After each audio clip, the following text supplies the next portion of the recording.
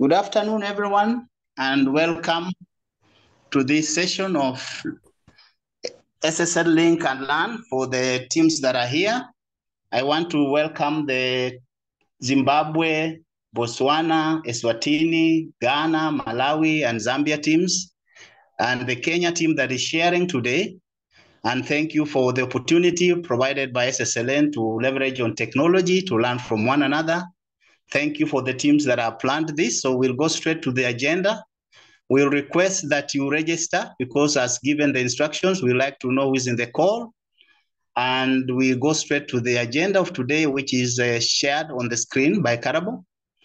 So we'll have the opening remarks from NASCOP Kenya. And then we proceed to the presentations by Timothy and the teams that are here.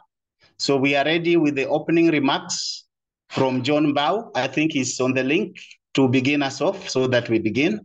So thank you very much, Timothy. I would like to once again welcome the teams that are in this call and to appreciate your opportunity to come and continually learn from us, as I recognize that these are part of the teams you've shared who visited our country, and it's good that SSLN has given us this opportunity. My name is Ruben Musundi from NSDCC in Kenya.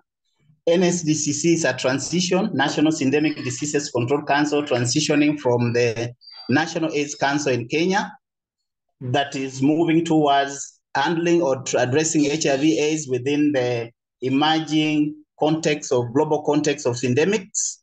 And we want to appreciate the TA we have received from the SSLN teams in terms of building evidence-informed interventions in HIV prevention, which includes the harm reduction, which we are handling today. I will also want to thank them for leveraging on technology to enable us learn from one another as countries, as we build to improve our programs. As NSDCC and NASCOP, we have been building what we call harm reduction programs within the context of public health in Kenya. But we realize that as you go along, for those who are going to start, there'll be other issues that you need to handle. Therefore, our approach has been a multi-sectoral approach to be able to address the structural challenges that you'll face, community challenges that will come, so that the program is sustainable.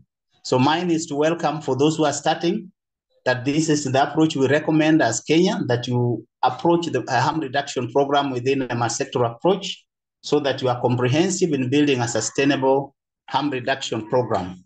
Mine is to wish you well as we discuss today, to learn from one another, and that this learning will facilitate you establishing an early and comprehensive adoption of innovations in harm reduction interventions that will reduce drug-related harms, diseases, and epidemics. For our case in NSDCC, we handle HIV and AIDS. So I think this will be a good learning session, and I welcome you all from Zimbabwe, Lesotho, Eswatini, Ghana, Malawi, Zambia, who have been in Kenya, and Botswana. So welcome as we share today, and thank you. So John, are you around now to proceed so that we save on time?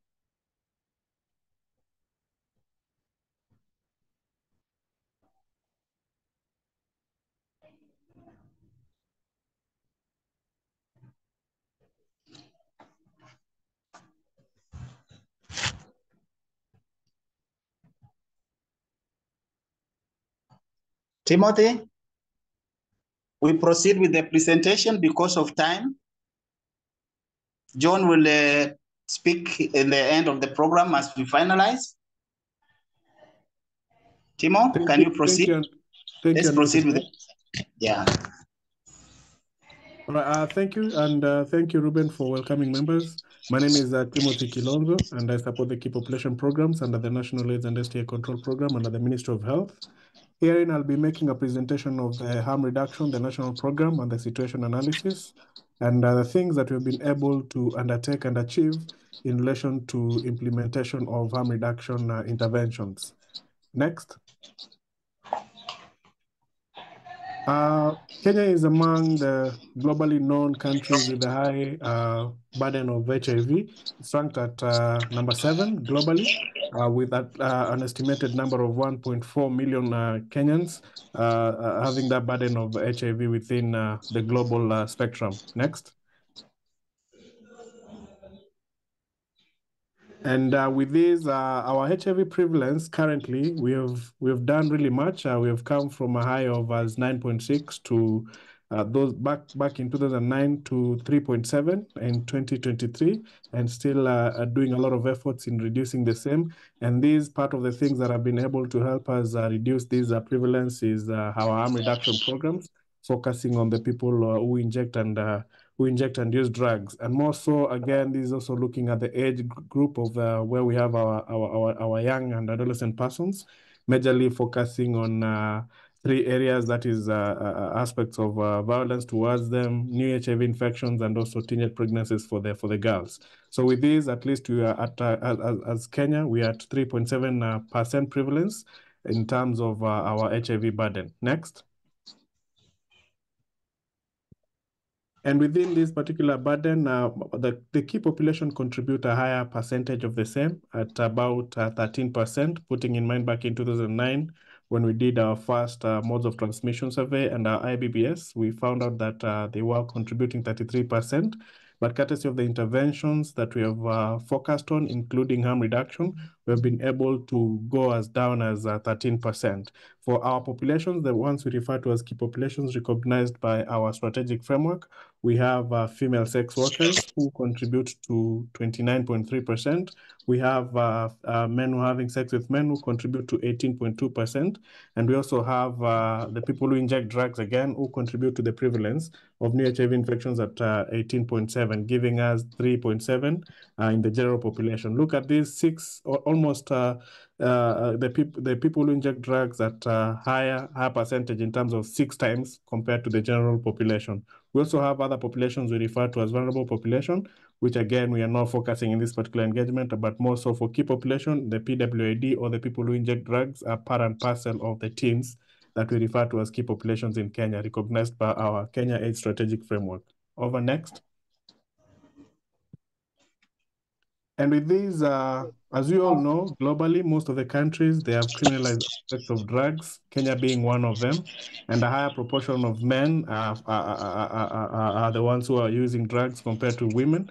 And with these, alcohol is most abused in Kenya, but more so, we also have that population that injects drugs. So in these, as much as the law criminalizes aspects of drug use and injection, still we are seeing a lot of people using drugs. Each and every day, there's a number increasing in relation to use of drugs. And that gives us the question, is criminalization the solution to the drug menace within the global spectrum as well as Kenya?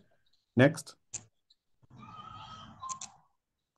So in the same context, much of it we have focused much on men, but also we have found a trend that is coming up, that most women now are using drugs.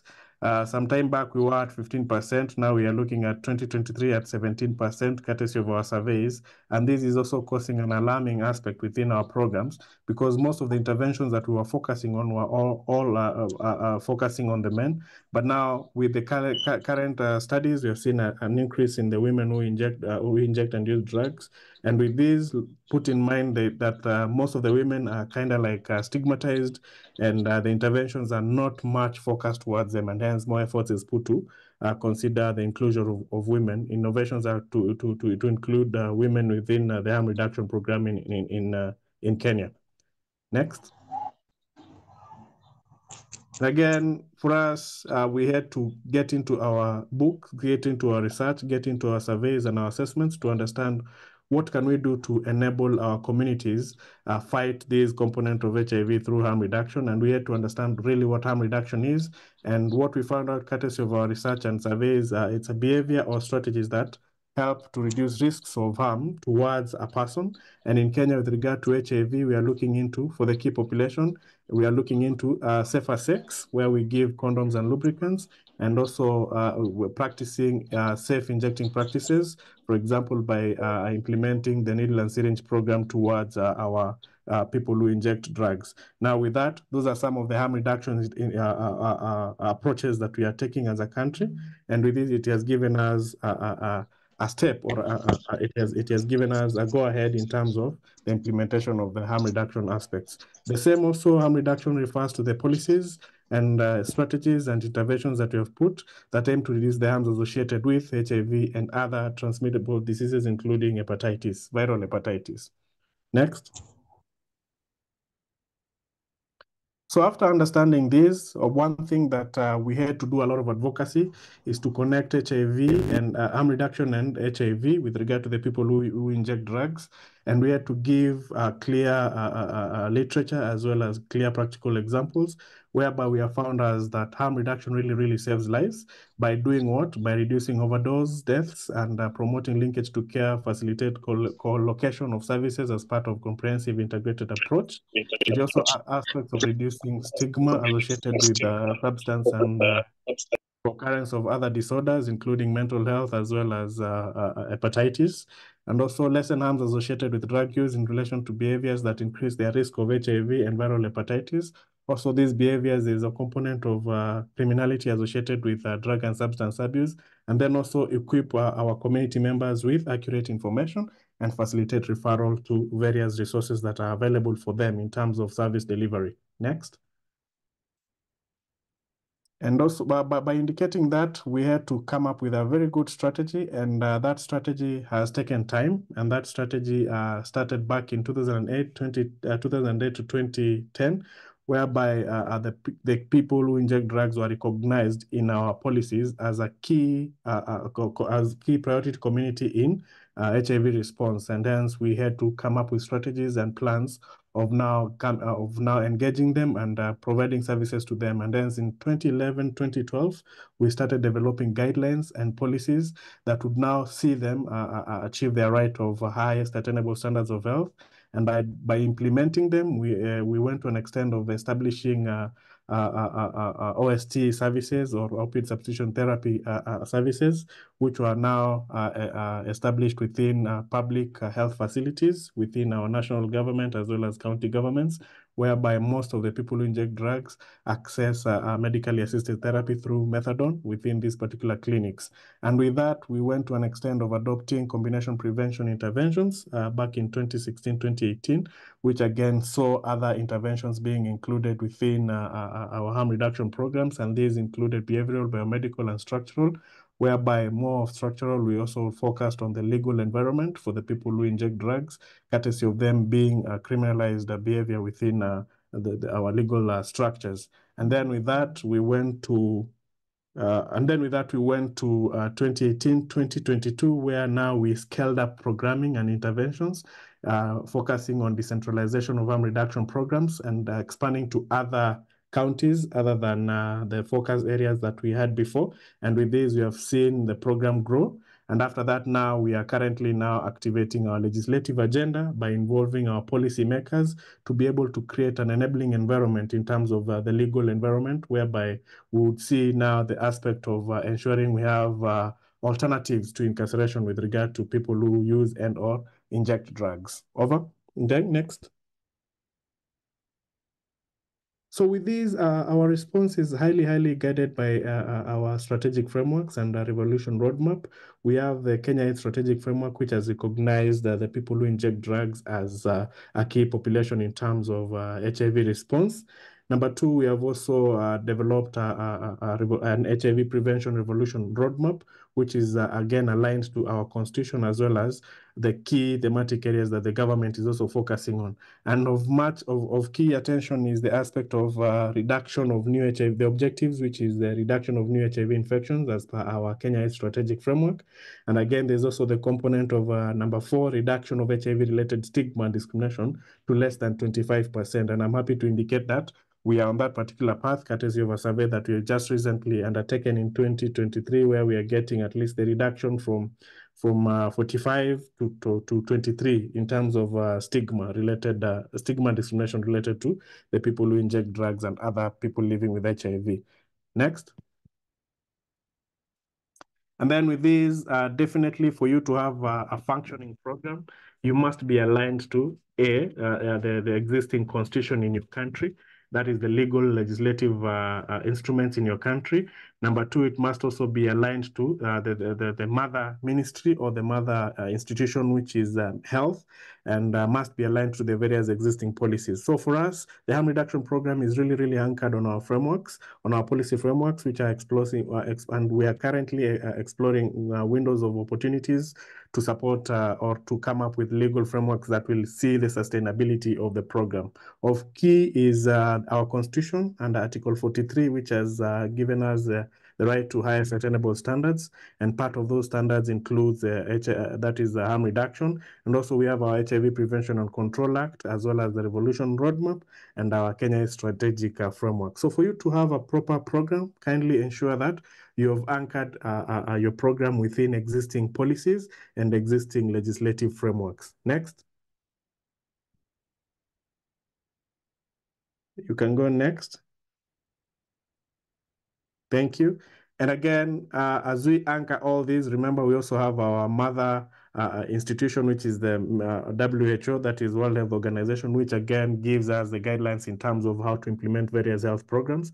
And with these, we have been guided by the WHO recommendations for harm reduction. And put in mind, this is just but the comprehensive one. You can go beyond that, including aspects of outreaches, including aspects of mental health, including aspects of reintegration back into the society, which we are referring to as social economic reintegration. So again, you can also be guided by the existing package that has been prescribed by WHO in terms of implementation of your program. So that means you're not starting from scratch. We also have that particular policy document that guides globally the implementation of harm reduction. It is a standard one. Next. So again, focusing on these particular programs, part of a key program that has helped us reduce the mortality rates, reduce the HIV prevalences among our population is the opioid substitution therapy intervention, which herein we focus on giving our clients methadone within our medically assisted therapy clinics. And in this, harm reduction is offered in 14 counties. These 14 counties majorly have the highest burden in terms of people who inject drugs. And by doing this, we have established, courtesy of the collaboration of government and other government ministries and institutions and the county government, we have 11 clinics within these particular counties. And with these 11 clinics, 3 of them are within prison facilities. And the reason as to why we are focused on prison facilities is a catchment area in terms of the aspect of criminalization. Most of our clients may be incarcerated within these particular facilities. And also these particular facilities are also within the communities that are highly susceptible into aspects of injecting and use of drugs.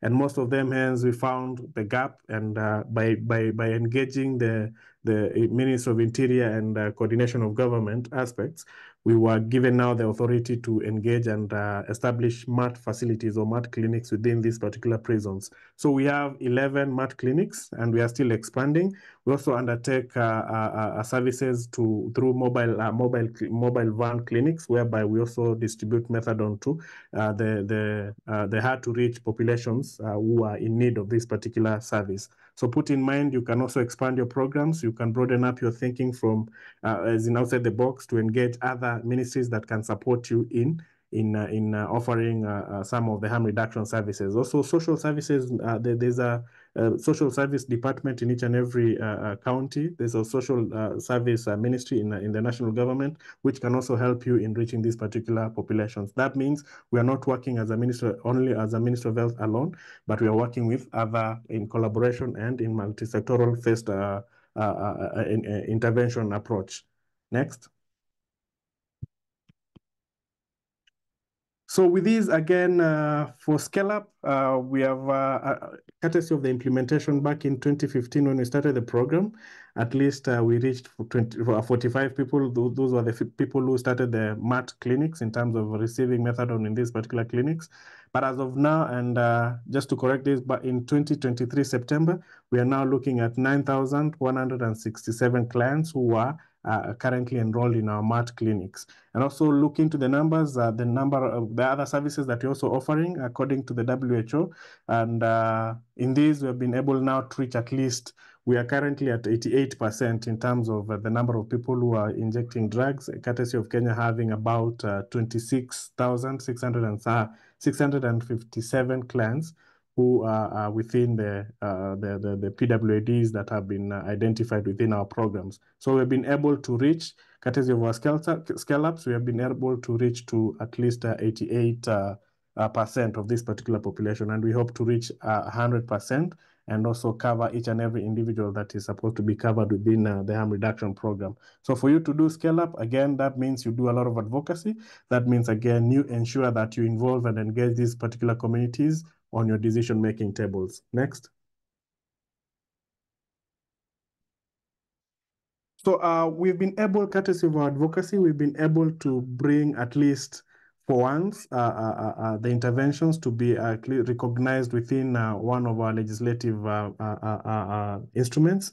And this is majorly the Medical Practitioners and Dentists Act, whereby they have been given now licenses, these facilities. The Medical and Practitioner Dentists Act regulates the medical practice within our country and also the personnel that is undertaking medical practice within our country. And with these, they came up with rules which are hereby now giving rules into these to these particular individuals and facilities to be able to offer comprehensive package for HIV prevention and treatment and care for people who inject drugs. And as you can see, they have been guided by WHO once again, and this has been legislated within our legal notice, and it is number 173 of 2022. As of yesterday, we were in a meeting since Monday also to incorporate aspects of harm reduction within our HIV Prevention and Control Act, which we are reviewing. And also, I'm glad to say that we have also started the process of developing a harm reduction policy and a harm reduction bill. Now, as I indicated earlier in our previous slide, that currently we are now in the legislative advocacy for legislative environment, just to ensure that we have anchored our harm reduction programming within our legal systems. Next. So with this, for this particular program, you have to ensure that you involve the communities and the people involved. They must be at the center of the program. Programs for the people, run by the people. Hence, ensuring that they lead. Now, the thematic area for Global Fund is let communities lead. Let them lead in terms of knowing, because they know what is happening. Let them be involved in our decision-making tables. Let them be part and parcel of our programming at the center of it all. For example, now here in Kenya, more than 35% of the key population implementers are KP-led, and we are increasing that courtesy of the capacity building that we have undertaken. That means you also need to build the capacity of the population members, the key population members, especially the PWID, to be able to articulate clearly their needs and also to be able to have discussions within the decision-making tables. Next. Again, what we have also been able to do is engaging our lawmakers to support the legislative agenda, and you have seen the fruits have already, we have started eating the fruits, courtesy of now the recognition of harm reduction within our HIV Prevention Act, the recognition of harm reduction within our harm reduction policy, as well as also coming up with that particular bill. We have been able to do experiential visits with our members of parliament who are the makers of the law, and they have seen the need, they have seen the feel. What are we saying in terms of your advocacy? Yes, we might do a lot of theory in terms of the table, but also let them see what is happening on the ground. Let them see their constituencies and their voters on how they are being affected by the aspects of drugs. Hence, engage policymakers as well as other legislative personnel. Next. Again, in terms of engagement, communities. The surrounding communities, these are the key people within that particular environment where our community members and where we are going to implement our programs. Engaging those neighboring communities, engaging the leaders within that communities, and engaging the leadership, both religious and community leadership within that particular environment where you intend to start your program is very key for them to understand what is happening and also to give you support, and more so for ownership purposes. Next. So with these, again, in terms of harm reduction, the leadership and coordination is very key. In Kenya, we have three areas of implementation, that is national, county, and the community levels. All of them have to speak the same language and have to be involved. So putting them together in terms of having forums, maybe technical working groups or subcommittees within various teams, so that they can be on a quarterly basis. Here in Kenya, we undertake the same in quarterly basis, and ensuring that at least by the end of it all, they are part and parcel of the decision making, and they know what is happening, and they are taking part in their programming, hence bringing about aspects of ownership within the communities, and also giving clear guidance and guidelines on how to implement on the next phase. Next. So with this, again, courtesy of that, you can't have those forums unless you have the data. You must ensure that you have a robust national, monitoring and evaluation framework. Like, for example, here in Kenya, we have one platform where all the data is shared from the sub-county level or the lowest level to the highest level, which is at national level. And that data is used to make decisions, both at policy level as well as programming decisions. So ensure that you have a robust MND system that can work and that can enable you make decisions and also come up with advocacy messages. Next, I can see I have 1 minute remaining. So with this, one key challenge that we've been facing is the integration back to the society, social economic and social aspects are the social economic reintegration back into the society. Put in mind, most of our clients, they have been isolated by the community, including their families. They have been isolated in the society, including in decision-making aspects, and hence, most of them have been kept away in terms of engagement in the society. So reintegrating them back into the society is very key, courtesy of us, the wholesomeness, the holistic approach of helping all the users to regain a satisfactory quality of life and reintegration them back into that particular society. And in this, here in Kenya, we have civil registration because most of them do not have their birth certificates, neither do they have their national identification numbers or IDs.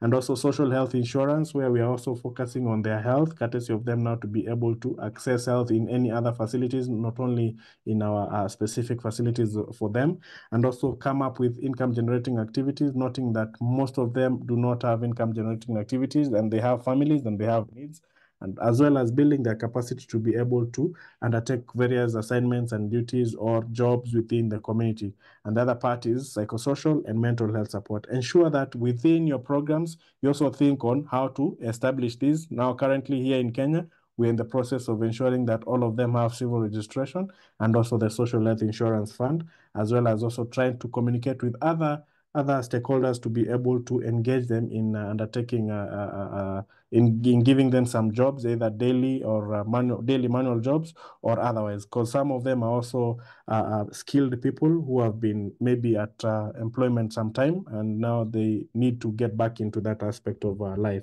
So it is the holistic approach. Do not only think on the biomedical, behavioral, and structural only, but the whole aspect of putting this particular client at the center.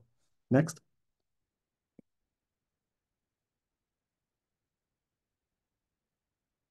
So for the purposes of investment, this is with regard to Kenya. Annually, at least for these clients, we need about $344,000, $344,400. These are dollars, US dollars, for a comprehensive harm reduction package per individual. I repeat, per individual. And this is specifically for this particular individual who is a PWID. Put in mind, we haven't considered that this particular person is a PLHIV or person living with HIV or other needs. And also in terms of offering all the packages that you've seen directed by WHO and others that we offer, there is also the need of an extra $277. And with this per client, we need at least $29, which is in Kenya 4,873 shillings, at least $29 to cater for this particular client. Would we say, in terms of engaging in harm reduction, for this you might think it is costly, but we also did some calculations which gave a higher amount if we do not engage them into harm reduction interventions, which was highly costly to the government. So in this just but for the programming purposes, it might be more or less within your countries, but it is also a worthy investment. Next. So unless otherwise, allow me to end it from there. And through our moderator, there is a film that you're supposed to watch just to show you where we were before we started our harm reduction programs back in 2006 to around 2013. Over, and thank you.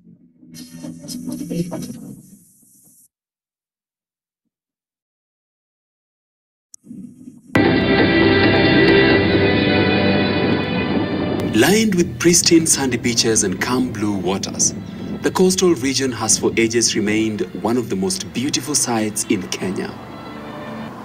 But these calm, gentle ocean breezes are more often than not disrupted by a darker underside, putting it on the map for all the wrong reasons.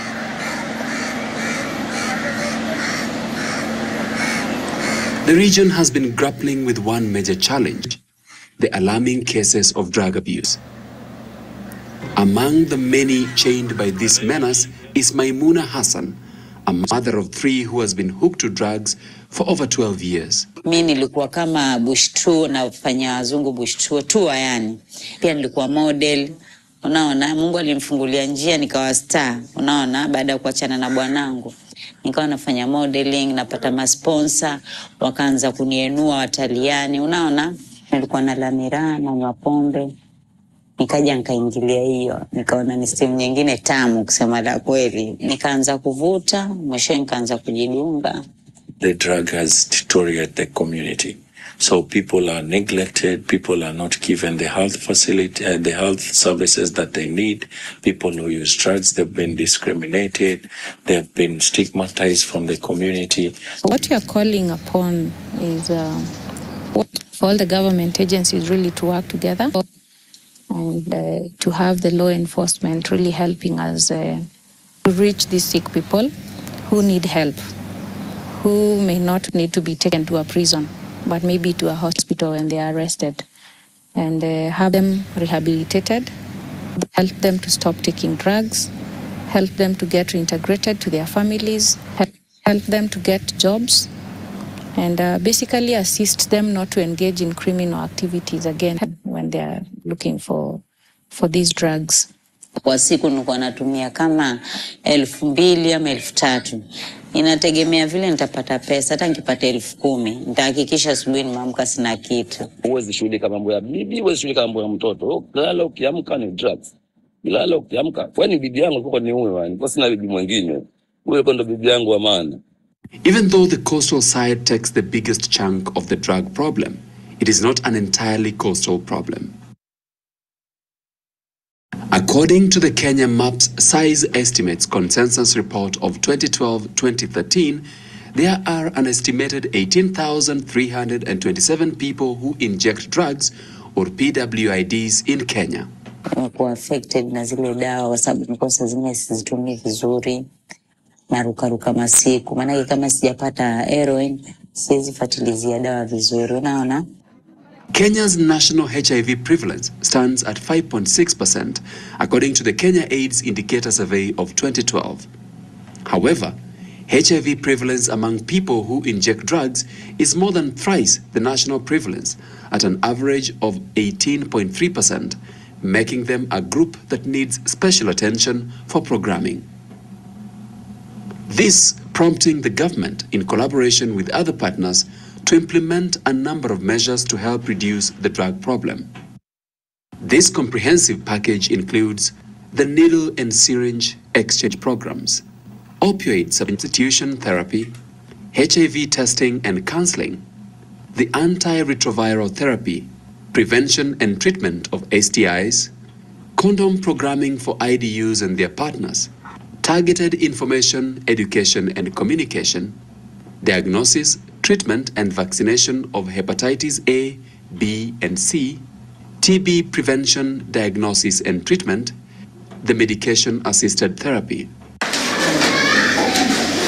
Deeply hooked into drugs, it has been an on-off struggle for many of the addicts to unchain themselves and get away from the dark underworld of drug addiction. Nishajaribu kuacha mara nyingi, nimeshindwa, maana hii ni mara 5. Sasa nimekuja mewa. Manake nishapelekwa huko Msabaa, nishapelekwa wapi, nishapelekwa rehab tofauti, lakini nikashindwa. Nikitoka nitakaa kama 1 year niregelee tena ile hamu. When you talk to most of drug users, they say that we are looking for ways of getting out of this whole mess, but we don't know how to get out of it because the rehab centers that are there are not government owned. They cost money. And most of these people cannot afford to get that money. With the misuse reaching crisis level, the government seeks to introduce other ways of reducing the drug use, if not eliminating it entirely.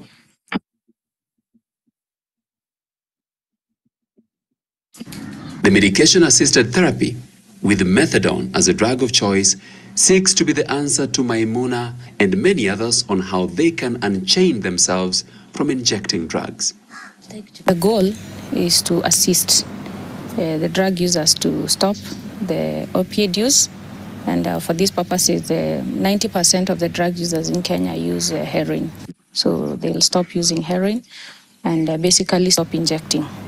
So it is one of the harm reduction interventions for preventing HIV transmission.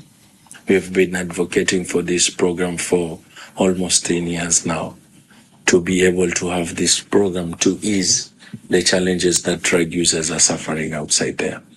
And this is something that we have seen it working in other countries, the Tanzania, Mauritius, Vietnam. If we could have done it a long time ago, I believe we could have reduced a lot of illegal drugs. We believe in 10, 20 years, if we start MAT, there will be very few people who use heroin or injecting. For the females, we are actually doing all women.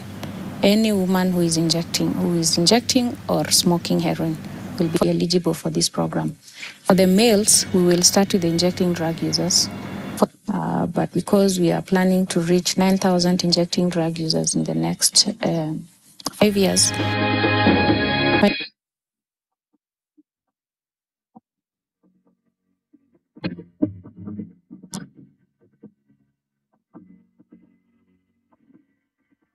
Out of these sites, the Malindi site is complete and ready to roll out the program. We will have a counselor in this unit who will be doing the counselling. Of course, they'll be taken through a medical checkup to ascertain their health status. Of course, it's along, and they'll be taken also through the adherence counselling. Once you qualify, once you finish the adherence counselling and you deem to be fit, then you can always be enrolled. Na imani yaweza tusaidia zaidi sisi watumiaji. Manake nikimaanisha eti nimewacha hiyo miezi mitano, bado mimi ni mchanga sana. Haitoshi bado. Bado nahitaji matibabu kusudi nisahau kabisa. Methadone ikija, nina uhakika sio mimi peke yangu. Wengi sana tutashukuru na tutakuwa tumepata njia mwafaka ya kuachana na haya madawa ya kulevya. Mtakuwa mumeokoa wanawake kutoka kujiuza miili yao, mtakuwa mumeokoa vizazi. Kuna watoto wamezaliwa ndani ya madawa ya kulevya. Kama itakuwepo mtu aitumie imsaidie kuepukana na madawa ya kulevya, itakuwa ni ubora. Wale addicts wako sasa, mimi naweza kusema wako na bahati, wamebahatika kwa muda kama huu. Wanaletwa methadone, NSP wamepata. Wana bahati. I wish ingekuja kutoka wakati huo mimi nilikuwa addict. Ona maisha yangu yalikuwa yamebadilika kiasi kikubwa sana. Haya yote niko nayo yangenipata. In the spirit of getting to zero and not leaving anyone behind and stepping up the pace, I think this is an important intervention that the country needs to look at and scale up for all those who need it. Kiwa tunataka reduce HIV in our country, we have to provide these services. Mimi naomba wateja wenzangu wasiogope, wajitoe, waweze kupata usaidizi, waweze kupata huo usaidizi wa methadone, yaweza tusaidia zaidi. Manake heroin si kitu kizuri. I want to next move to one of our partners to make a brief presentation in terms of working with communities to support the programs, and that is SAPTA, who are support for addiction, prevention and treatment in Africa. That is the initial. So I welcome Esther Gitao on behalf of SAPTA to present on our behalf. Esther, welcome. Thank you, Ruben, and good afternoon, everybody. My name is Esther Gitao, as you've been told, and I am going to highlight what we do as implementing partners within the community. I work for a CSO called Support for Addiction Prevention and Treatment in Africa, SAPTA. Okay. Yeah. So SAPTA is an acronym for Support for Addictions, Prevention and Treatment in Africa. Our vision is a healthy society free from addictions. Our mission to take lead in prevention of substance abuse and to offer professional support to addicted persons and those affected by their addictions, especially the socially and economically marginalized in Africa. In relation to our mission, I would just like to highlight that we not only have programs where we implement services directly to the people who inject or use drugs, but we also have a training institution where we train people specifically in courses that are related to substance dependence. Next. So a bit of our organization profile. We implement a harm reduction program for people who inject drugs in 2 counties, in Nairobi and in Murang'a. In Nairobi, we have 4 drop-in centers which serve 9 sub-counties. And in Murang'a, we serve 3 sub-counties. Murang'a is outside of Nairobi, which is now just a new indication that in our country, drugs are moving from the urban areas into the rural areas, which is really a bit alarming. And it was actually very surprising to find the numbers that we found in Murang'a. And so now we're implementing an outreach program there. So our program is implemented through hotspot outreaches. We go to the clients and meet them where they are. This is done through peer outreaches and mobile van outreaches. And we also serve them at the drop-in centers, which cover for 37 hotspots. The 4 drop-in centers that we have are located close to the 4 largest drug-using scenes in Nairobi hotspots. So far we have reached 6,329 people who inject drugs with harm reduction services through 148 trained peer educators, 16 outreach workers, and 8 paralegals. Now, when I describe this large program like this, since a lot of the people here have not started harm reduction programs or in the process of starting, I would like to just say that we have got here in 12 years. We started in 2012, but we just had 1 drop-in center. We did not have this large numbers and this many employees. But progressively, as time went by, we got the other 4 centers, which we are glad are all being funded through the Global Fund, through the Kenya Red Cross Society. Next, please. So our interventions are the WHO interventions, just broken down here. The peer education and outreach, this is done. Our peer educators go to the field to distribute condoms, to distribute needles and syringes, and to give health education, and to give referrals or direction to how to come to the center and how to access services. It is important to note at this point that our peer educators all were previously heroin users. So how did we get to have all these heroin users? Prior to harm reduction starting in Kenya, harm reduction started in 2012. Prior to that, there were programs in the coastal region and in Nairobi that were abstinence-based, because that is all we had at that time, which were based on the Alcoholics Anonymous and Narcotics Anonymous programs, which were then being given to these people on an outpatient basis. But it was very obvious and glaring through those programs that it was difficult to quit heroin in that way of abstinence. So harm reduction, the conversation for harm reduction started in 2010. We visited various countries, to Mauritius and Zanzibar, and we were able to see what was being done there. And so we started learning about harm reduction and took it up, and it has made a big difference. So under behavioral, we also do risk assessment, risk reduction, counseling, and skills building for the drug users. And we do screening and treatment for drug and alcohol abuse, including overdose screening and management. When I say drug and alcohol abuse, it is because majority of the clients that you will start working with will not just be using heroin on its own. There is a lot of polydrug use amongst our drug users. And so when they start being treated or put on methadone, these issues are all addressed within the clinic by the clinicians there. And we will have one of our clinicians speaking, and she will be able to speak more on this. So biomedically, we do HIV testing, counseling, and HIV care and treatment for people living with HIV. So we have ART services at our clinics. We do STI screening, TB screening, cervical cancer screening, treatment, and referrals. So we need referrals when it comes to results that you get from cervical cancer, which we cannot treat at the center. We also do hepatitis B and C screening and referral for treatment. But now we don't just refer for treatment. Our government has very lately started giving us the hepatitis B vaccinations, because there is no treatment for hepatitis B, and they are actually giving us medicine for hepatitis C, which is costly, but we have been grateful to have.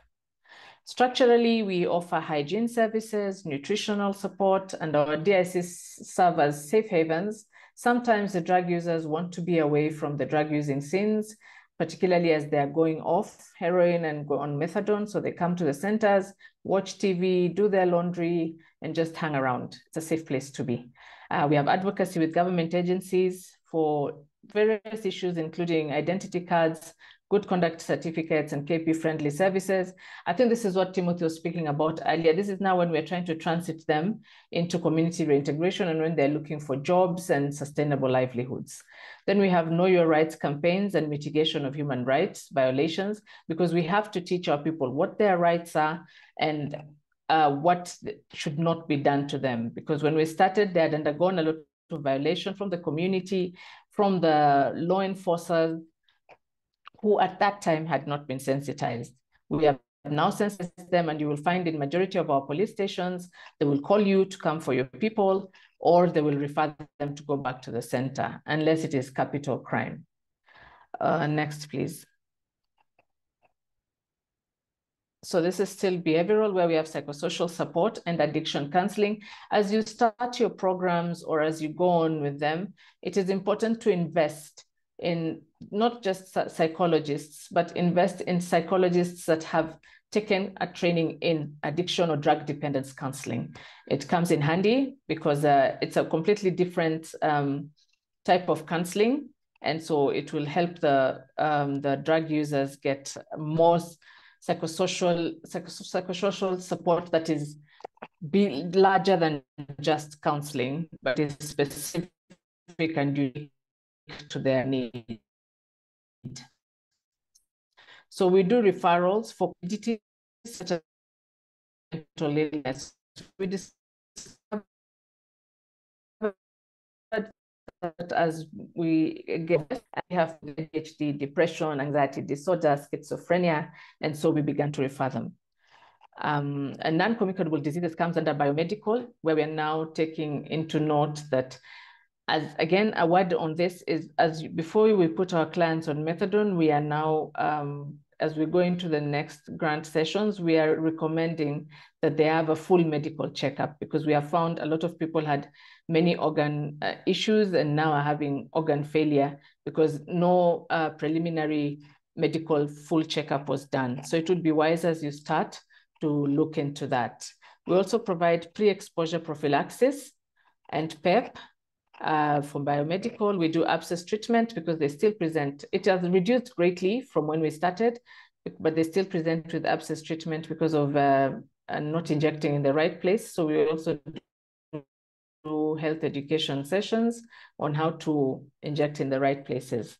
And we have management of communicable diseases, the ones that we can, the ones that we can't, we refer, treatment of minor ailments, and referrals for labs, diagnostics, and admission. Structurally, we also have legal aid support through pro bono lawyers and paralegal services. We have lawyers that can actually come and support them when they have legal matters in court. And then we also have family reintegration support and social services. When you begin with the drug users, it is rare, depending, again, when you're implementing harm reduction, it depends on the context in your country and the culture and the culture of each different community. So we have found that in the coastal region, family reintegration is easier than it is in Nairobi, for example, because the cultures. The Nairobi culture is generally everyone needs to survive on their own. And so it takes a while before the family comes. And normally they come when the person has improved greatly and they feel that they can accept them. Next, please.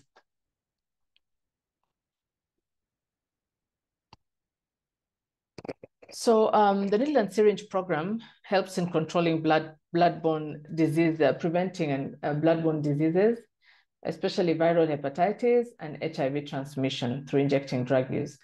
Now, it's important to note that when we started, we were very much about HIV transmission. Then later we realized that there was a number of people that were ailing and had viral hepatitis. So now it has also become a priority. The other thing to note is as we look at people who inject drugs, we take note of HIV transmission through injecting drug use. We need to take note of HIV transmission through sex, because when they go on methadone, their libido goes up and they become sexually active again. So we also need to up the education on sexual reproductive health and also give them condoms and PrEP for those that wish to be on it. So we also continue to provide adequate information on safe injecting practices, as well as distribution of free sterile injecting equipment through our peer educators. We do not just do this to the people that are not in the that are not using MAT. We give it even to MAT, the people on methadone. Not everybody will go on methadone and immediately stop using heroin. They will continue for a while. And there are people until this day who started in 2014 when methadone started up until now, will occasionally use needles. So the programs need to be completely non-judgmental. And if the person comes to you and says, I still need a needle, just give it to them. It keeps them safe. Then we have two different kinds of needles and syringes. These are kit 1 and kit 2. So it gives them a choice. For the older, more mature clients, they will use the kit 2, which I will describe at the bottom. And then the kit 1 is a diabetic needle for the younger and newer population because their veins are still easy to find vis-a-vis the older users whose veins have become hardened and are scarred and therefore need to use a stronger needle. So the NSP kit 1, which is the insulin syringe I was speaking about, this kit comprises of 3 29.5 inch insulin syringes, 29.5 ml insulin syringe, 3 cotton swabs, 3 alcohol swabs, and a packaging box. While NSP kit 2, that's the bigger needle, have 3 ml 23 gauge needles, 3 cotton swabs, 3 alcohol swabs, 1 Stara, 1 Stericup, and a packaging box. So all these are very useful when they're using the alcohol swabs to clean, the cotton swabs to clean after, the Stara to use when they're mixing so they don't mix with dirty things. I think that there's something I forgot here, and it's a small piece of cotton wool that we put, a filter that we put in the kits, so that when they have mixed their heroin, they put the filter inside and pull the mixture through the filter. And that's this helps them to avoid getting dirt into their veins as they're rejecting. Next, please.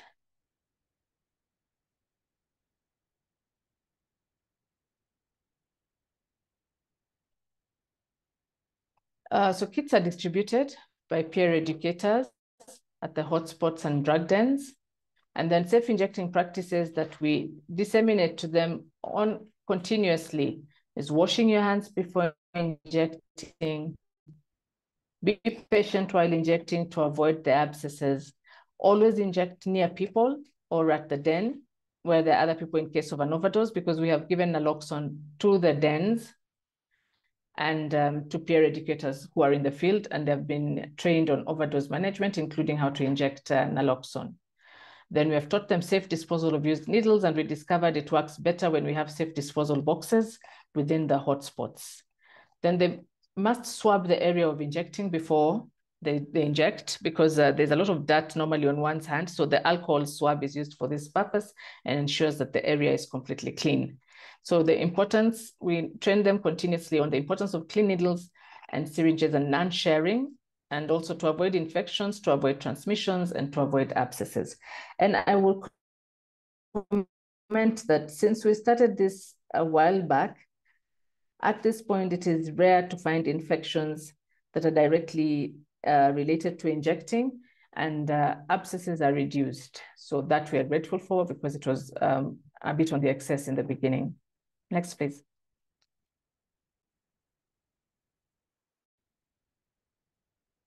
So I do not want to speak on the methadone program, because my colleague will speak after this.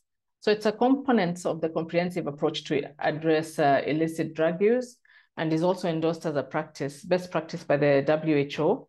The goal of medically assisted therapy is to assist people who use drugs to reduce or stop opioid disorder use in order to eliminate HIV and harms associated with injecting practices. We still call it illicit because drug use is still illegal in our country. So it is important for us to help them not get these diseases. Evidence has shown that to achieve the impact of eliminating HIV, I've seen a question: who provides naloxone at drug dens and hotspots? It is provided by the peer educators and our clinicians when they're there for outreaches. So evidence has shown that to achieve the impact of eliminating HIV and harms associated with drug use among PWIDs, at least 50% of the population of people who use drugs at risk have to be inducted on MAT. We are working hard on that, and we are almost getting there. Actually, yes, we are at 9,000, so we're at 50%. But we still hope to give more people methadone. So currently in Kenya, PWIDs access MAT services in government-run MAT clinics, integrated in health facilities, and through mobile vans, where they are referred to by CSOs, which is ourselves. And I have to say that our government has been very instrumental in helping to spread MAT services across the country as much as can be done. So at this point, we have 459 active MAT clients in 2 facilities, and a mobile van that has 908 people who inject drugs on the MAT services. The mobile van has helped because not all of our clients can afford the medical assisted therapy that we have and are still using is methadone. So someone must come to the clinic every day and drink it. We are not yet allowed by our Pharmacy and Poisons Board to give takeaway doses or have methadone in the civil society and drop-in centers. So for this reason, the government has, and the Global Fund to Kenya Red Cross has helped us to take methadone to where the people need it. So there's another question of what is the role of CSOs in the MAT programs. Our role is to identify people that want to go on to methadone, prepare them for 2 weeks. There's a 2-week preparation period. And then refer the email and then a form that we fill with them. They are escorted by a peer educator or an outreach worker to the methadone clinic. And for those that need support to be escorted for at least the first 10 to 14 days, we also do this for them. Next, please.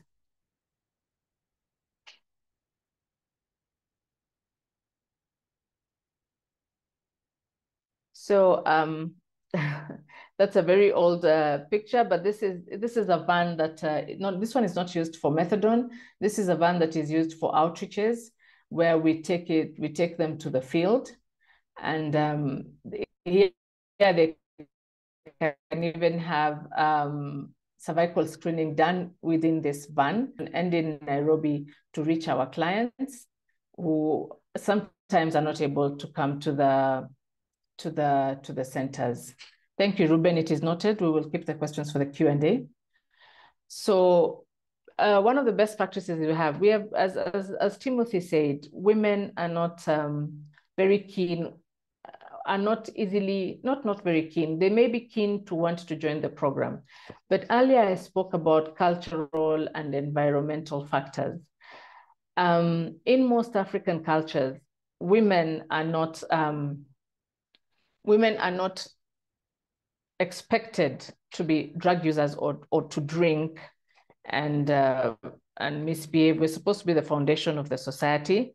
So it is very hard for them to come. So we have attempted to put things that will attract them. So we have a women only one day in the week.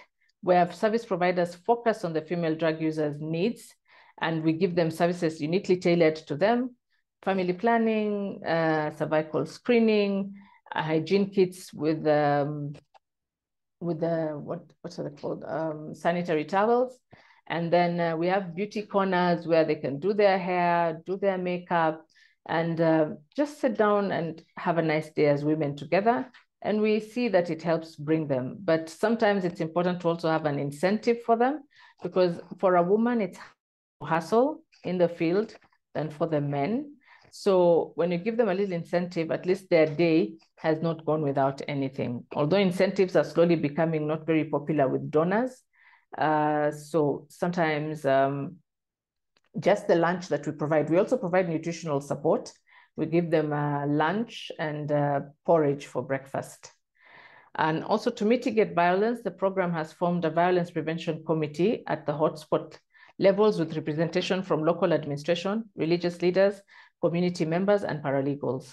We also have a community advisory board to promote and champion the rights of the PWIDs in their localities. And this has helped us very much because the local chiefs and the different religious leaders, both from the Muslim and the Christian community, assist us with different issues when they arise in the PWIDs' lives. Next.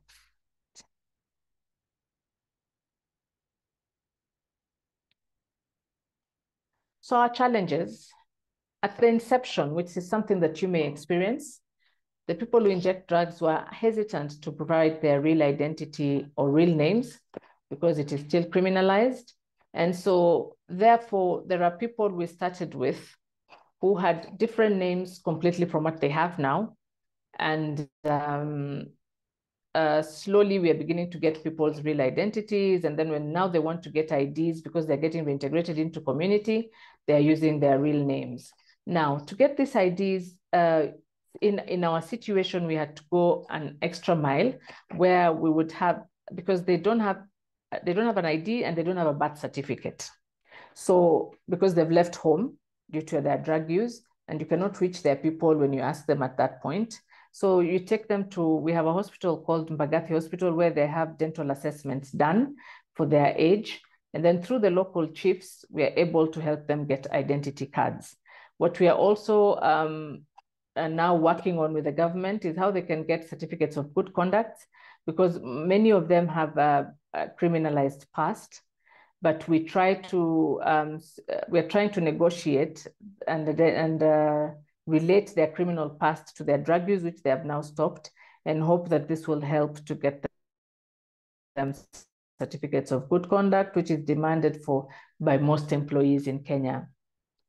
Then there was the initial community, the local community hesitation to accept NSP program. And all this included leaders of the church, this included law enforcement, and they looked at giving needles and syringes as a way of encouraging people to use drug use. So it took a lot of advocacy, both from civil society, the Ministry of Health, and other government agencies that understood that without NSP, without the needles, the crisis of HIV was only going to get worse, because the general population prevalence was a lot lower than that of the PWID, but the PWIDs were still contributing to any increase within the general population prevalence, because the assumption that people have is that when there is a high prevalence amongst people who inject drugs or the key population, it stays there.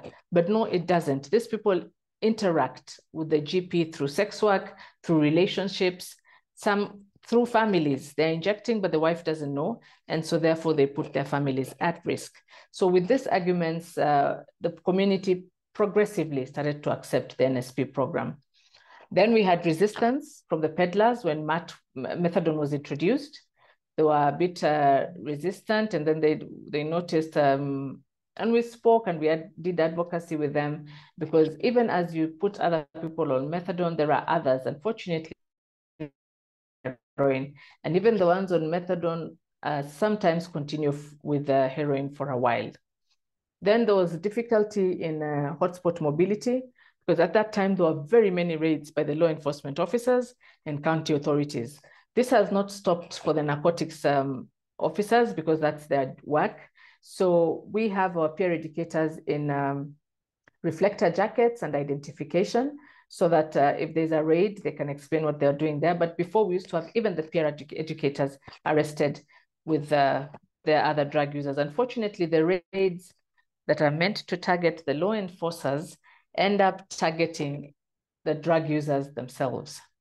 So there's a low uptake of services by female PWIDs, but I earlier alluded to it and the few things that we try to do to attract them.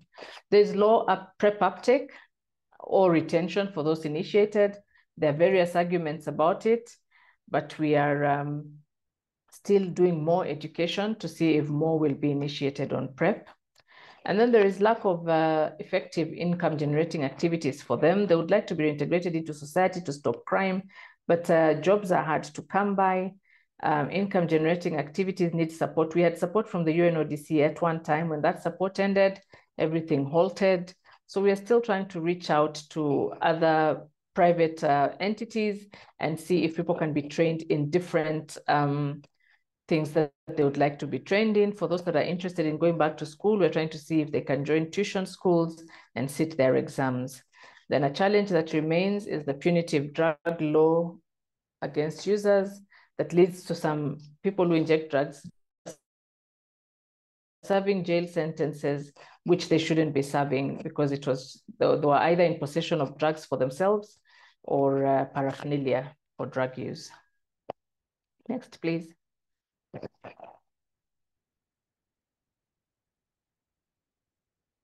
So recommendations, it is important to collaborate with your Ministry of Health, with county stakeholders, surrounding communities, which people that are very influential in the community that I discovered are very important are the religious leaders. Very, very important to have their support. When they speak positively about needles being given, it has bigger impact than anybody else. And then there is continuous sensitization of health workers, law enforcers, local administrators, community gatekeepers in provision of key population-friendly services. Now, continuous sensitization is because, for example, with our law enforcers, this month we do a sensitization with them. Next month, they're transferred to another area. A new police officer comes in that knows nothing about drug use and knows nothing about harm reduction, and therefore arrests the peer educators or arrests the clients, and then we have to redo this all over again. So in our work plan, there's always a sensitization in each quarter to ensure that we get every police person or every healthcare facility worker or community gatekeeper understand what harm reduction is and why it is important. And we continue to lobby for more options for MAT services that are near to the PWID community localities. That is why we have vans. We are hoping that as we go along, it can be given in maybe pharmacies and maybe in the drop-in centers. We will continue to do advocacy with our government support people to see if the Pharmacy and Poisons Board will allow us to do this. It's a very controlled substance, and thus the hesitance to allow it to fall into to risk it falling into the wrong hands. Next, please. Oh, that picture was for the International Condom Day yesterday that we celebrated. So there was an International Condom Day yesterday. And so that was our stand. And the name SAPTA is actually made out of condoms. So it was quite an interesting innovation. Yeah, next. So I would like to acknowledge SSLN for giving us this opportunity, not just to present today, but also to a number of the people who are in this training today have been to our center. And we thank you for giving us the opportunity to interact with others, because we're also still learning. The NSDCC, NASCOP, the Ministry of Health, Kenya Red Cross Society and Global Fund, the national government, and the Kenya Network of People Who Use Drugs, who support us very strongly in our work. And this is something you will need to enforce in your countries. Have a network for the people who use drugs. Through them, you're able to implement easier and have more acceptance from the drug user community. So all our beneficiaries and other stakeholders that we work with. And thank you very much for listening. Thank you, Esther Gitau. You've taken time, but I think they have been deliberate in taking the team here on the processes you undertook to make your program successful, even though, as you indicated, you are still learning. Thank you very much. So I would like to give this opportunity to Susan Njuguna. You have 5 minutes to just amplify what Esther has presented in terms of the benefits and the impact of NSP on PWID. Thank you. My name is Susan Njuguna, drug user. Before, when I started using drugs, there was no NSP.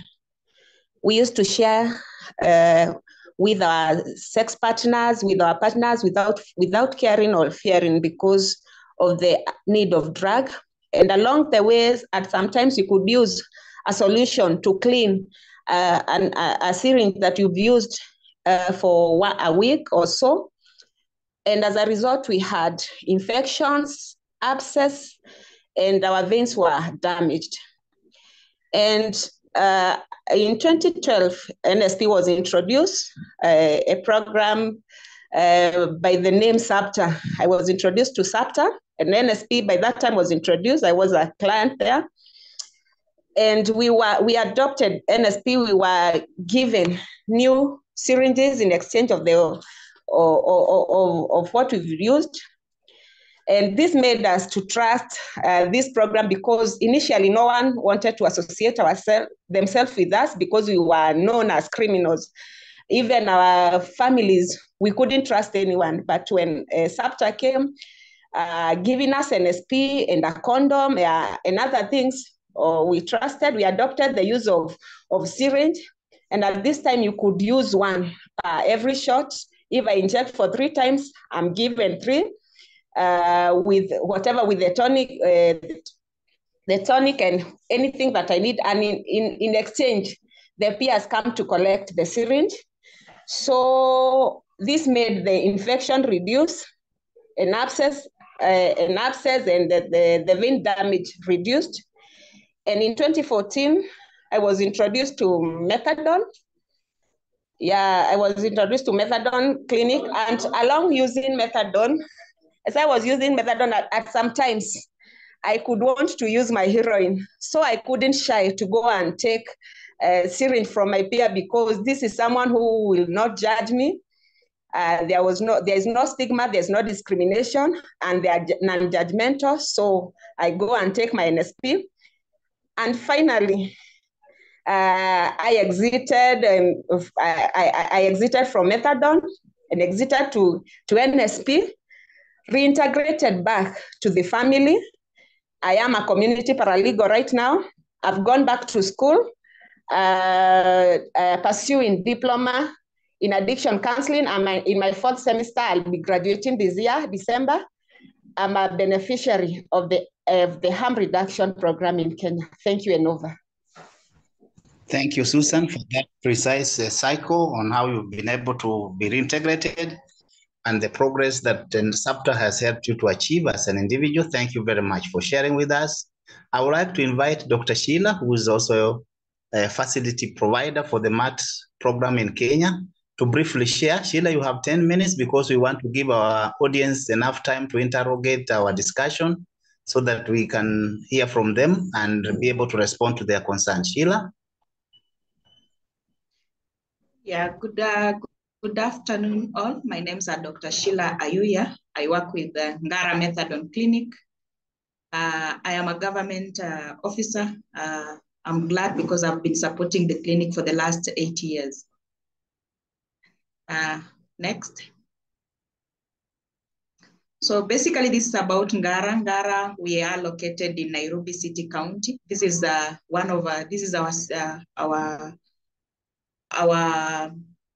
Nairobi City is the city of Kenyan city. We support harm reduction. We've been doing that since 2017, and Nairobi is one of the counties that has been largely affected by substance. Next. So Ngara is located in Nairobi County, in Starehe sub-county. We began our operation in January 2017. We work in partnership with the National AIDS Control Council, that is now NCDCC. We work with NASCOP, Nairobi County, and we have implementing partners, CHEP Kenya. We also collaborate with the civil society organization, one of them being SAPTA, the previous presenter. Another one is NOSET and LVCT, whom when we partner with, they send clients to us after doing the first assessment, actually going to the field in the community, getting the client, administer them to their center, and offer the basic counseling and also the biomedical support that they provide, and send to us, refer the clients to us. We also partner with prison services. For Nairobi, we have partnered with 2 prison services. We have one of them is the remand prison and Thika prison, whom we sometimes refer clients who are jailed to other prison. We write letters so that they can be referred to those main prison. And for that prison, basically, they are able to receive our services in terms of methadone program. So some of the intervention we offer in our program, based on the WHO recommendation, is the OST, opioid substitution therapy. We also offer HTS services. We also provide ART services, STI treatment. We also offer condom services in terms of prevention of HIV, also PrEP and PEP.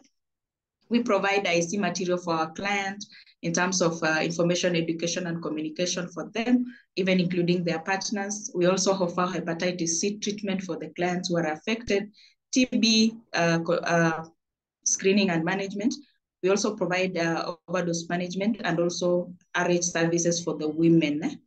So we report, our facility reports to 2 levels. First is the Nairobi County, where we are, and second to the national government. And to some extent, we send our report to the CSO as per their request. So as a facility, currently we have enrolled at a total of 1,817 clients, whom has had an attachment with us coming from the various CSO facility. And at the moment, we have active clients at around 710, with some of them have defaulted, some of them have been weaned off, and some of them have also referred to other services. Next. So how do we link to, when we understand match programming, we have, as a facility, we link with the client. And one of the ways we link with the client is through psychosocial intervention. And in the psychosocial intervention, we offer comprehensive services for them. One of them being group therapies, which we provide on weekly basis. We recommend 2 group therapies per week. We have family therapy, where sometimes we call in their relatives to come, especially for patients who have stabilized and need to be reintegrated back to the society. We also provide individual counseling tailored towards the specific audience, and this is as per the need of the client. We also do reintegration for that. We also offer evidence-based facility, because our facility is easily accessible in terms of availability for client. Our location is near the main den within Nairobi. And we also, our proximity with SAPTA, Pangani, is also very, very accessible. So for the client, we engage with the different stakeholders in terms of format client. You have CSO. As much as CSO refers clients to us, we don't break the link, because we still interact with this CSO on specific occasion, especially when clients get lost. We sometimes contact them because they are the first contact with the client, and they can easily trace back the client back to the program. Again, we engage with the prison department, because sometimes our clients get into prison because of one reason or another. and they need the services to continue, and I'll reach them through, sometimes we do letters to the prison so that they can bring the client or refer the client to where they can get the services. We also link with our clients to hospitals. Sometimes our services are limited. We will not be able to manage other condition that we cannot, is not within our capability. We refer to major hospital for services. But even with that referral, we are able to follow up with the client and also support them.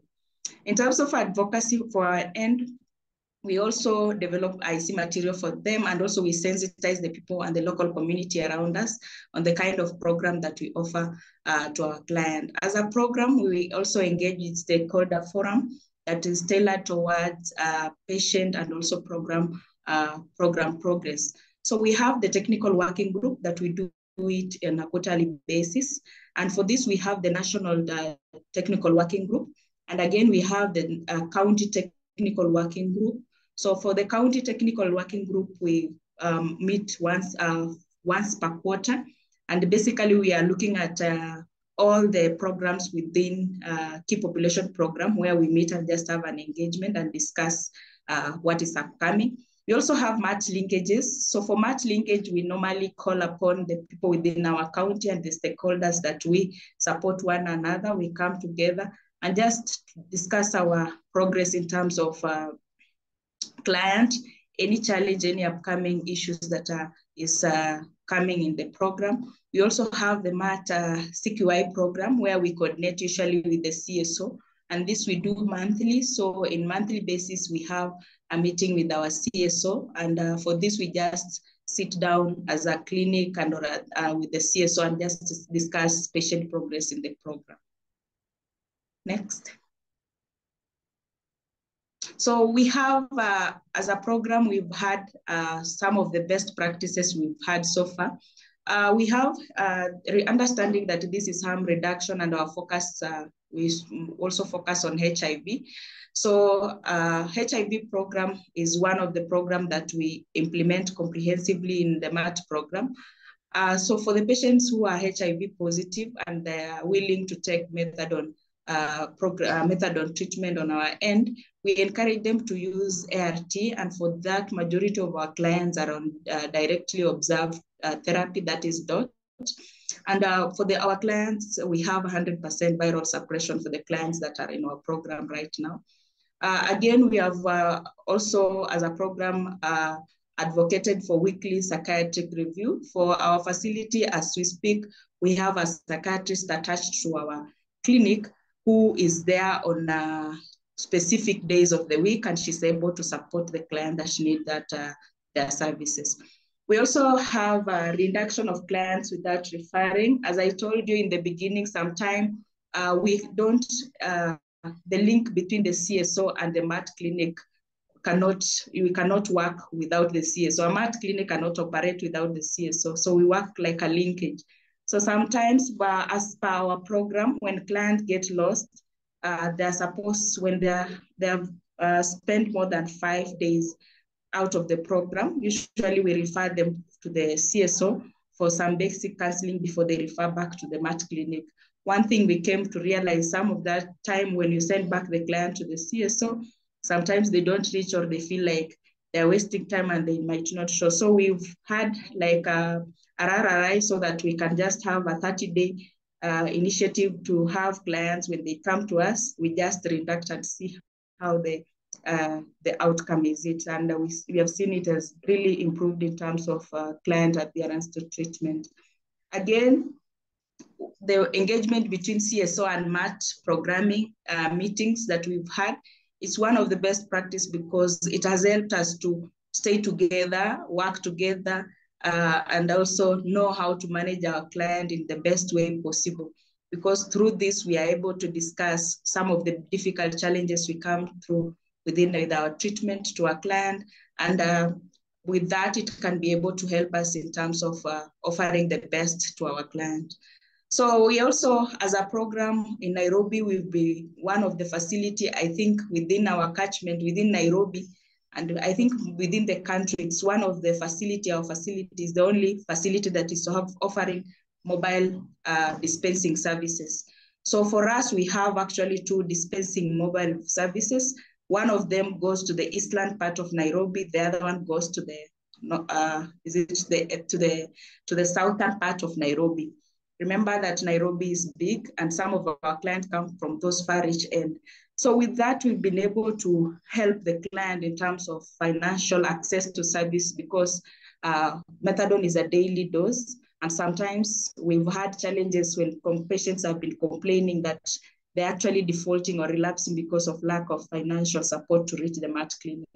So mobile van services actually has been the best things that we have implemented in Nairobi with regard to reaching out to the client and also being able to increase our retention as a result of that. We also have this quarterly comprehensive on-site client review for mobile truck and van.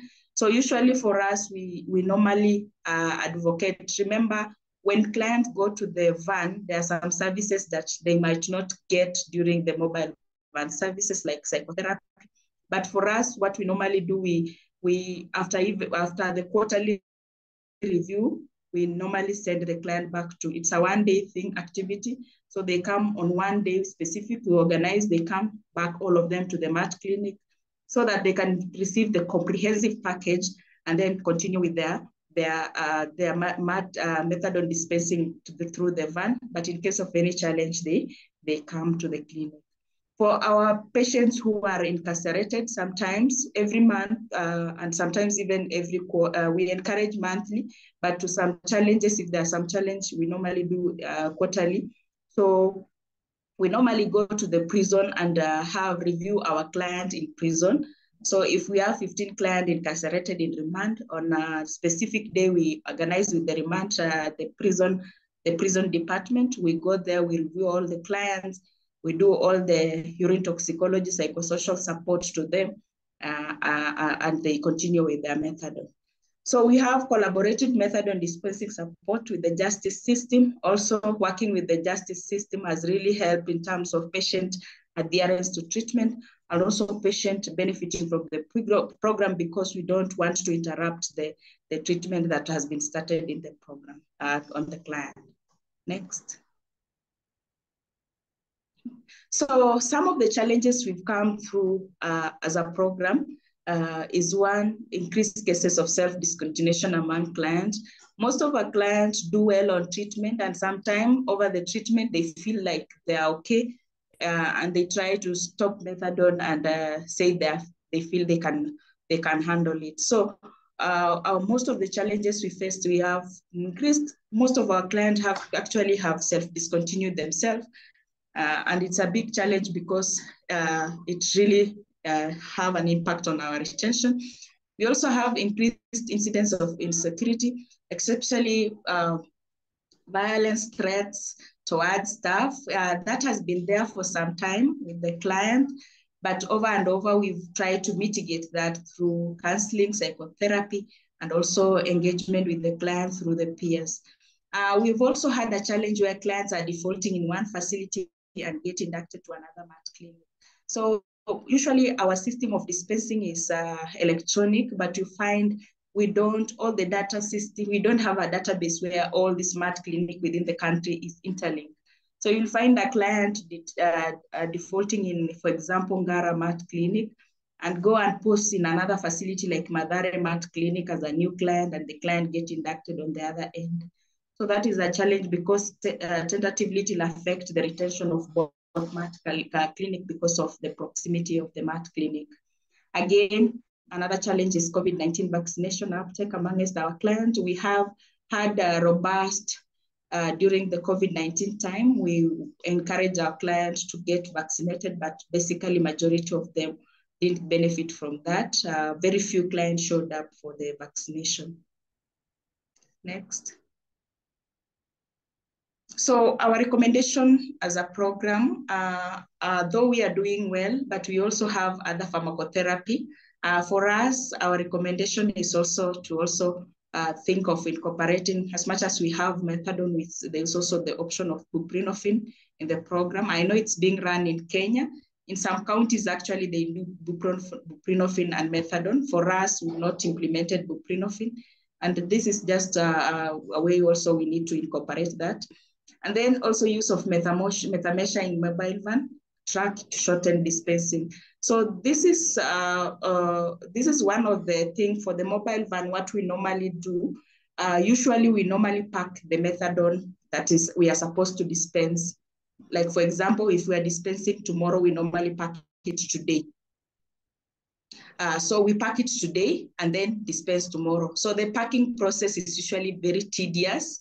So what we recommend, if maybe we can have a methapecia system within the van so that it can shorten that dispensing time. Again, strengthen mass case management through use of dedicated peers. If we can have peers who can help us also in terms of dedication in treatment for clients, especially those ones who are defaulting and self-discontinuing. I know it can be a thing we can handle. Preventive initiative in terms of HIV prevention and awareness creation in the community, because this will also reduce issues to do with stigma and discrimination. Next. Thank you. Thank you.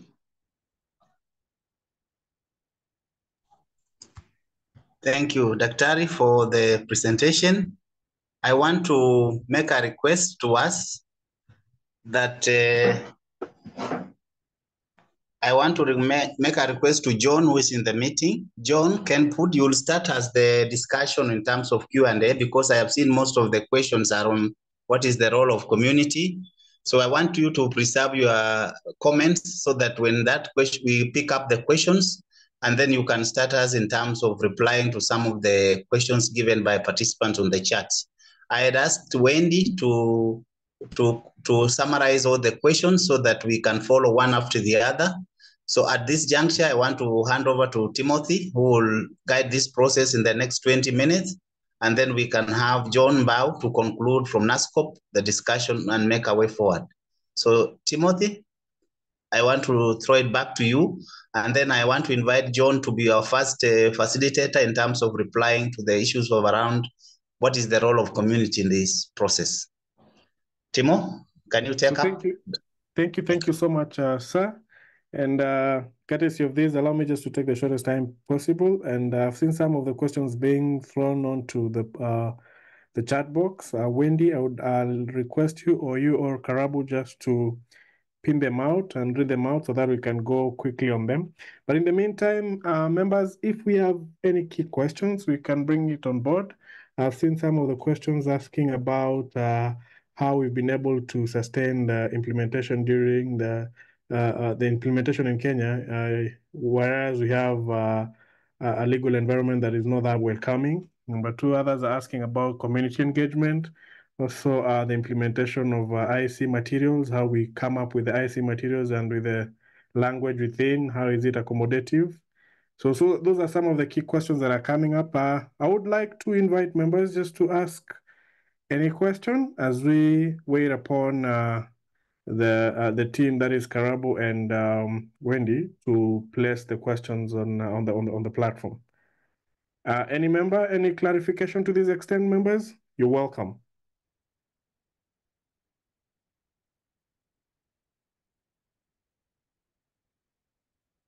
I can see Anis Mita, your hand is up.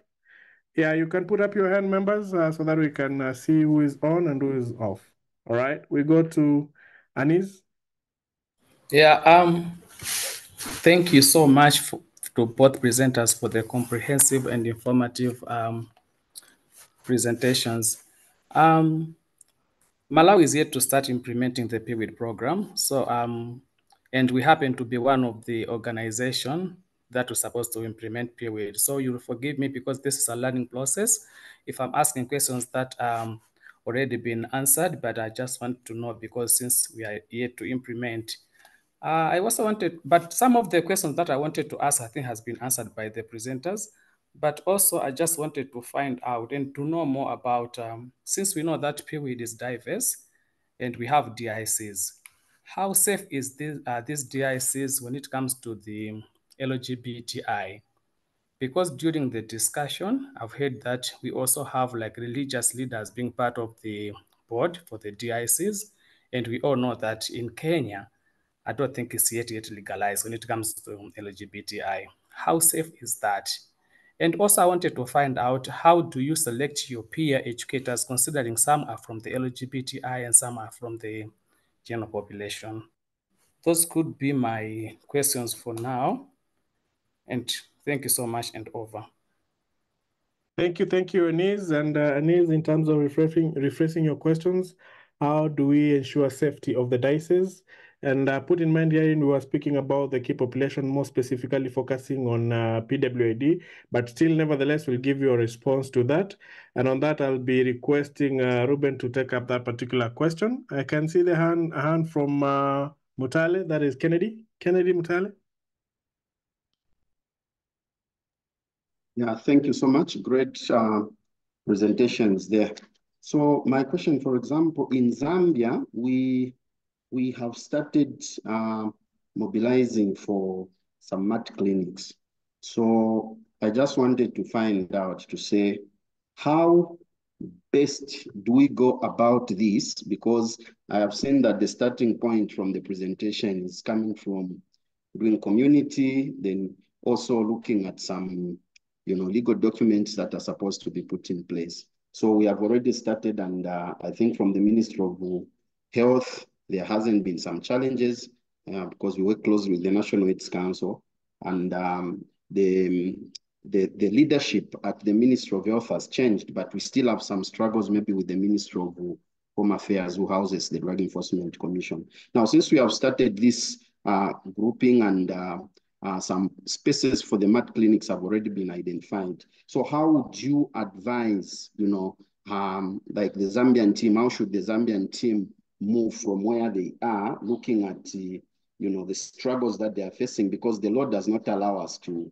use any of the programs that are associated with harm reduction. So since we have established this grouping, and there are some movements that have been done, where we are is at a place where we're waiting for a go-ahead from the law enforcement. So from this foregoing, how do we move forward, and how do you advise us, looking at the experiences that you have had in Kenya?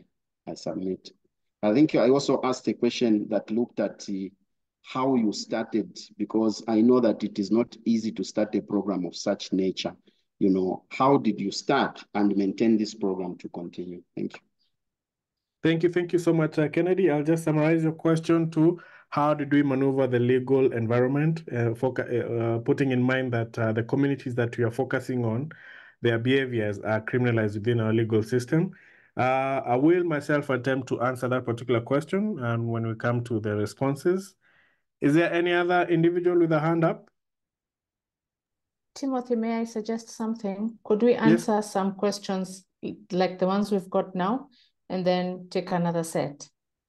All right. Yeah, definitely. And I'm looking at the wall. It has several questions.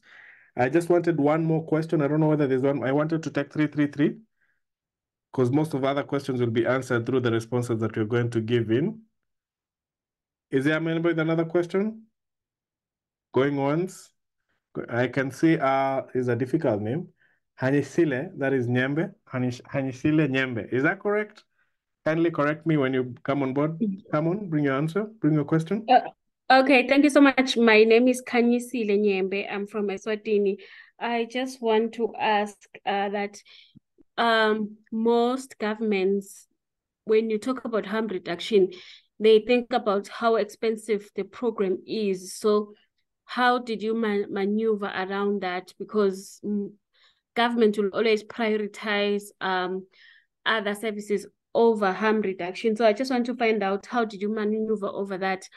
And how did you engage the community to accept such a program? Because in Eswatini, when you talk about harm reduction, you find that even the community is divided, because I feel like if you are going to implement NSP or OST, it's like you are promoting the habit. So how did you convince the public that we really need to implement harm reduction interventions?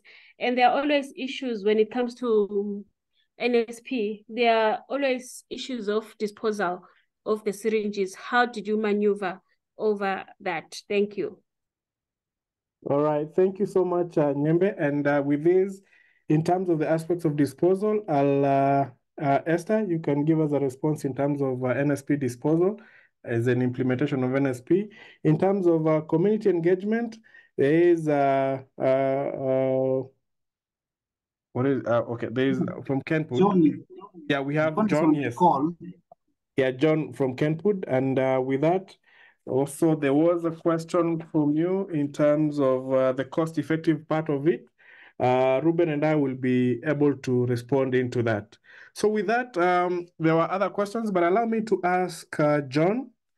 John, briefly, within 3 minutes, in terms of how do we engage the communities? How do we engage the communities? You can give us that particular perspective, especially for the members who have asked several questions on that particular angle, both on the platform as well as on the virtual call. Over to you, John. John, confirm you can hear us? Yeah, thank you so much, Timo. Good evening, good afternoon, everyone. My name is John Kimani, working with the Kenya Network of People Who Use Drugs. It is a peer-led network. It's a national network in Kenya. Well, our involvement in this, first, we would like to thank the government for giving us an opportunity and involving us in coming up with solutions to our problems. We are also involved in coming up or development of people who use drugs guidelines. We have also been involved in levels of decision making, because at the first we had this motto that we used to say, nothing for us without us.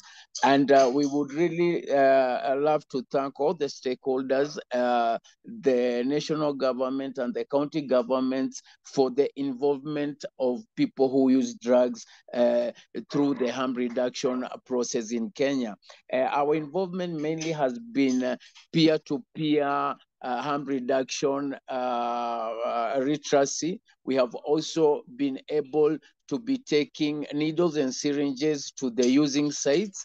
We have also been able to mobilize our peers and referring them to the stakeholders, to the CSOs, also referring them to the National Hospital for further management in terms of health issues.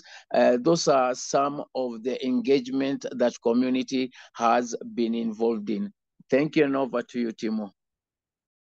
Wow. Thank you so much, John. John is the director of our community-led initiative that is Kenput, Kenya Network of People Who Use Drugs.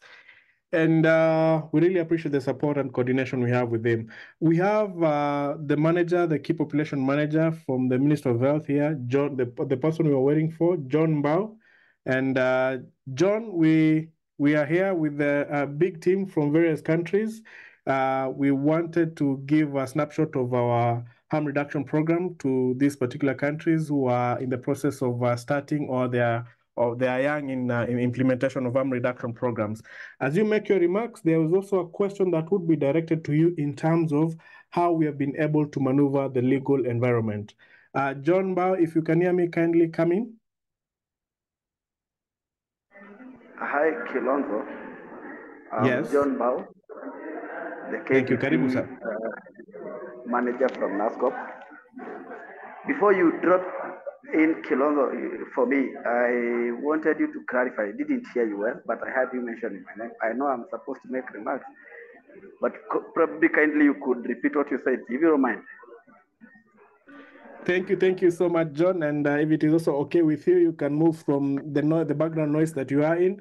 So when you are to make your remarks, there's an opportunity for you to make your remarks, introduce yourself, make your remarks, and also you can give a response to a question that had been brought on board by Nyembe from Eswatini, not Nyembe, by Mutale from Zambia, in terms of how did we maneuver the legal environment in terms of harm reduction programming, noting that the people that we are programming for, their behavior is criminalized within our legal system. Is that okay, sir? So now yes, I get it clearly. My name is John Bao, the KVP manager in NASCOP. First and foremost is to appreciate this opportunity Really, it sounds good when you're chosen as a model for other people to learn. We appreciate the opportunity. I know when you were starting, I wasn't available for, I was engaged in another discussion, in another engagement. So we appreciate much. I know it's not out, it's actually should be a closing remarks, but I know with my able colleague, Timothy Kilonzo, and the team from NSDCC and various teams who've been planning this, the process has been seamless and smooth, and I know everything has been done well. So probably to respond to the question that you asked, Kilonzo, one, for those countries that are straining with starting such a program, you need to bring in the concept of health. Because really, if I may go back to a question that I had someone, I may not be able to mention names. I remember correctly the names. The issue of if you have to program for these like PWIDs, people who inject drugs, and someone went further and mentioned LGBTQ, you bring the aspect of health, because this concept is what would help, and this is what happened. So in Kenya, we adopted, we have a legal notice that was done through the KMPDC, so allow the practitioners, because they know the need. It's only that in the general population they don't know the need. From the ministry side, are the practitioners spearheading this, so they bring out this by enacting a law that helps, even if it's the legislators, the executive members, that includes the law enforcers, to know that we are programming for this, let's say for the PWID, not because we want to promote the behavior, but of course we want to prevent infections. So the utmost goal here for any vulnerable population that you want to initiate a program the concept becomes you want to prevent infections. So once you move from that angle, you're able to move in easily and seamlessly without much blocks. Because the worst happens when maybe the government or the public views you as you are trying to program to promote a certain behavior. On the issue of PWID, for you to be able to move seamlessly, once you've, at the end of the day, for community sensitization, and maybe making sure the community, I had an answer from Kimani that is a peer-led program, like they bring, a peer brings the others. So for you to be able to, at the end of the day, the community needs this program, because when these people inject and they get overdoses and they die, at the end of the day, the community feels for these people. The feeling is that the community, the impact of the issues that come along with the uses of this change of drugs, the addiction, is with the community. So you may not face much resistance at the community level. So that might not be a much worry. The only thing that you need to bring is to show the impact of the program. Like even shape the program for the PWID, and let's say for the NSP. So the community will know that with the NSP program, the needle syringe program, you'll be able to prevent like this risky behavior of sharing needles, hence people getting infections. Transferring these infections to the members of the community will be prevented. So if you move along the health like angle, you'll be able to sell through correctly and easily, and you'll not have much blocks. So I think with that, and also maybe before I wind up, like in Kenya we have the overdose, the naloxone program, because these people, when they inject, some of them die out of overdoses. So try to show the concept of health prevention, so that you are not you're not seen as if you are promoting some risky behaviors. At the end of the day, you may ask yourself a question, and maybe this can help you sail through. For the community, if this seems to be a free rehabilitation outpatient program that these people cannot be able to maybe pay for in another. John, you might need to sum it up. We have less than a minute. Thank you. Yes, I'm summing up. So if you bring that concept, sorry, Kironzo, that I think with that you'll be able to probably sail through easily. And so with that, let me, I know there is not much, we don't have time. So I want to give it back over to you, Kilonzo. And over to you. Let me wind up there. I know I came late. Bye. No, it's good. Thank you, sir. And we really appreciate the coordination and support from government side in terms of implementation of harm reduction. And you've clearly given great answers in terms of there must be the involvement and engagement of the communities. And the approach is a health approach. I repeat, the approach is a health approach. In terms of your advocacy, ensure you undertake your approach from a health approach, which is a need and a right within various constitutions. There are various questions that have also been asked on the chat. And with these, allow me to ask Esther. Esther, there's a question on NSP that you are required to answer. And also there was in terms of the disposal of NSP. And also there was a question on number 3 on the chat, which I'll read. I have seen small plastic sharp boxes that are given to users for safe disposal of syringes. Do you include it in the monthly package in the NSP? If not, do you have challenges with hazardous disposal? Again, that is also in the component of disposal. I have 4 questions from the chat, unless otherwise. So Esther, as you answer those, kindly bring in the aspect of how we undertake our distribution and disposal of NSP. Kindly within a minute, please. Over to you, Esther. Okay, Timothy warned me when I speak too much because I tend to have a lot to say. So for NSP disposal, we discovered that when our clients, we couldn't do NSP exchange, which was what we were taught when harm reduction started, where the clients are supposed to come back with the needles you gave them, and then you give them new ones. We found that they were at risk from police when they are coming back with the needles to change. So we take safe disposal boxes to the field, collect the needles, leave some in the dens, and every month we have a cleanup activity where we clean up those that have accidentally been thrown around. Do we include the small safety boxes within our NSP kit? The NSP kit is just a small thing that they can carry because they normally don't have where to put these things. So we make it as small as it is, so it cannot have the disposal. So the disposal is still within the organization. And when it comes to the organization, we put it in it's called a disposal room, where later we have a company that is procured to come and take them for, it's called what? Timothy? Incineration, to burn them out. Yes, for them to be incinerator. It's taken to the incinerator. So that is how we handle it. Then there was I just wanted to add a bit about when someone from Zambia asked about the right to health. So, I mean, about how we went around the political or the legislative laws in Kenya.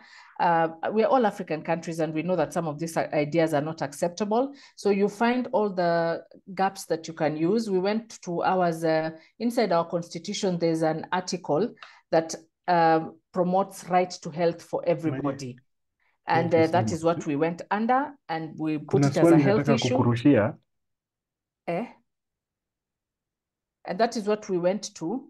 So that helped us to say we are trying to get these people help, and then use the gatekeepers that I spoke about in every community, in every area where there's drug use. Find out who is an influential person there. Have them buy in your idea, use them. Another way to use to attract the law enforcement is when you involve them. I saw an example in Mauritius where the policemen are the ones that would stand with the people giving needles while exchanging, and the policemen were also outside the methadone clinics. So when you put it that way, the government starts buying in and feel a part that they're a part of what you're doing. Then use the religious leaders. They're very influential when you explain to them the disease concept and the risk of this to every other person in the community, and the risk that it can happen to your own child as well.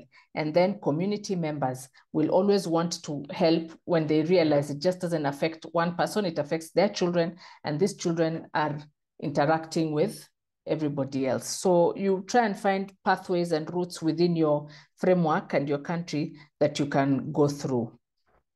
Thank you, Esther. Sorry, I'm cutting you short. No, it was how safe the DICs are. But that was for LGBTQI. But how safe are our DICs? We have put them in places where we have been accepted. Initially, it was a problem, but once they understood what we were doing and it is to help health-wise, they actually call us doctor, even those who are not doctors like myself, and they accept that you're trying to help people, and they've seen them change over time.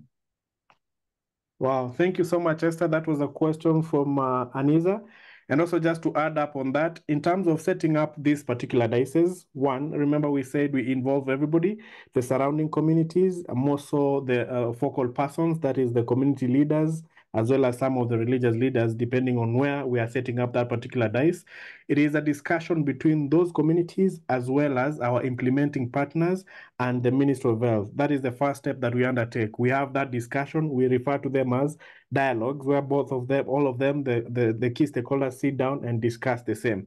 In terms of engaging from a point of LGBTQ, so we have dices for FSW, we have dices for PWID, we have dices for MSM, as well as in Kenya we have been given the authority to engage or give health services to the transgender population, and also our policies and our laws have recognized intersex. So from the approach, again, which Senior Mbao indicated in terms of the approach of health, we are guided, one, by our constitution, which Esther has indicated, highest attainable standards of health to everybody. And this includes engaging these particular individuals to ensure that they have attained that particular right. It is a right that they engage into. But majorly, it is the meaningful engagement of these communities, also inclusion of our services within existing policies and some of the legal structures, like, for example, the legal notice for the KMPDC, that is Kenya Medical Practitioners and Dentists Act. So with these, those are some of the approaches that we have undertaken. So in terms of advocacy, ensure that you map out clearly your stakeholders who will be able to support, and who are also, some of the stakeholders are the ones who are going to push you off in terms of going against what you intend to do. So you show them the problem, and you give them part of the solution, and you put them into the center of that particular solution. We did our surveys. We saw that this particular population has a higher rate or risk in terms of HIV, and now how do we intend to help them? And the community, in one way or another, it took time, but it also got into them supporting our programs.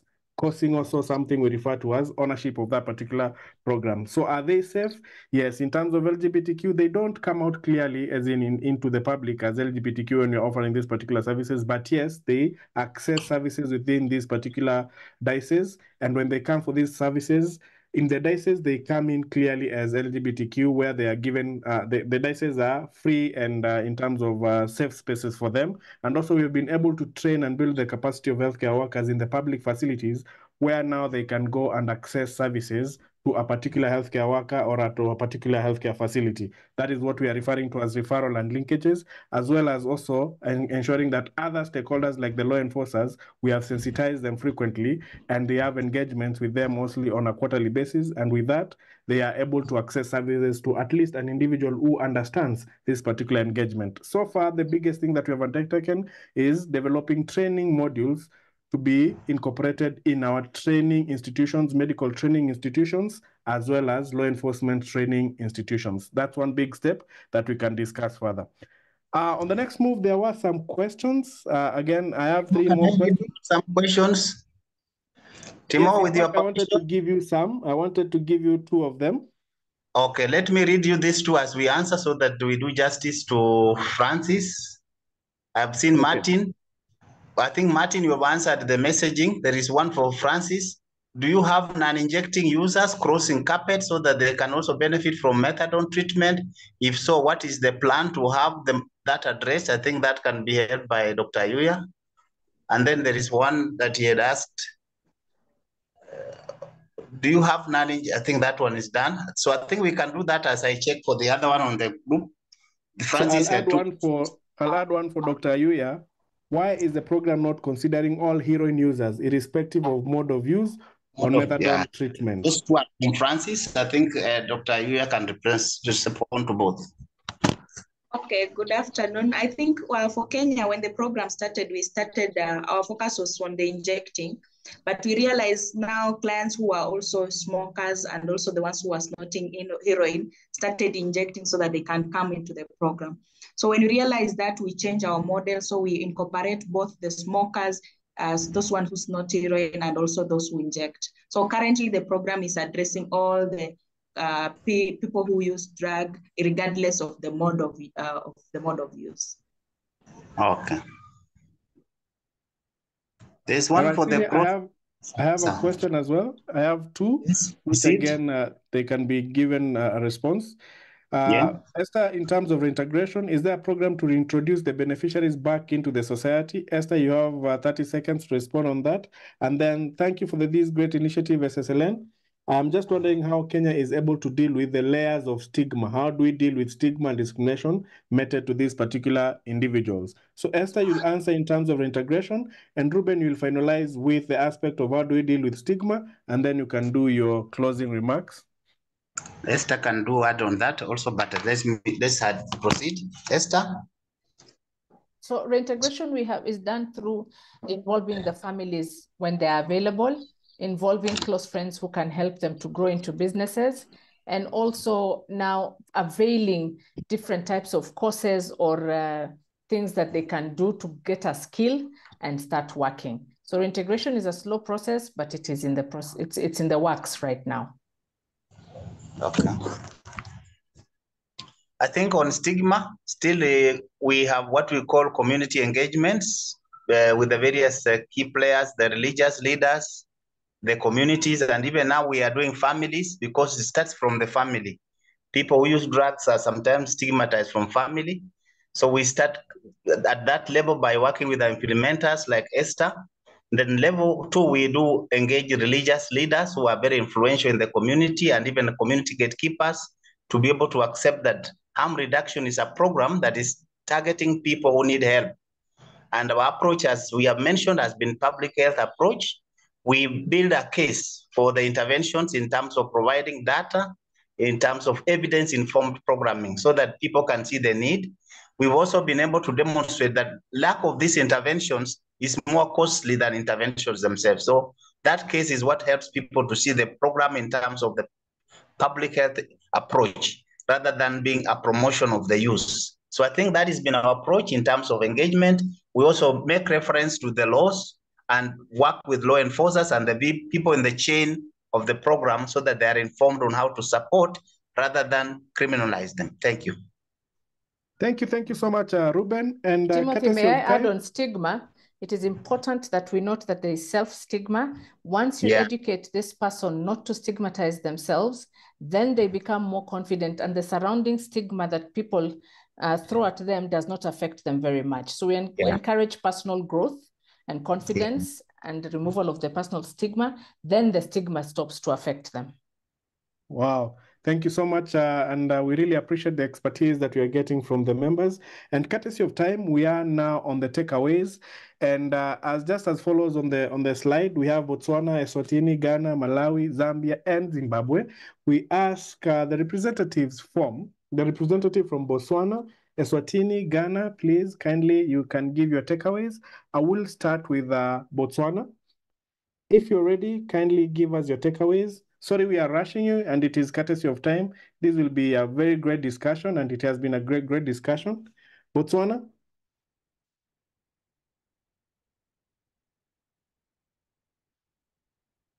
All right, as Botswana finds their microphone, allow me to go to Eswatini. So thank you so much for sharing your great work. This is very good, and I think we have learned a lot as Eswatini. I think I would acknowledge the fact that I can see that implementing harm reduction interventions is not easy for many countries, but I'd like to congratulate Kenya for that, because for Eswatini, we are still having challenges. I am very, very excited that as Kenya, you even have a legal notice. It means you have done a lot of advocacy. So for me, I think advocacy to all stakeholders, including our parliamentarians, the communities at large, even the different government departments, because they all have a role to play when it comes to implementation of NSP. I think we also learned that I think it's always best to cost how much the activity will cost. I think because your advocacy is much more better when you know how much it will cost you to implement that program.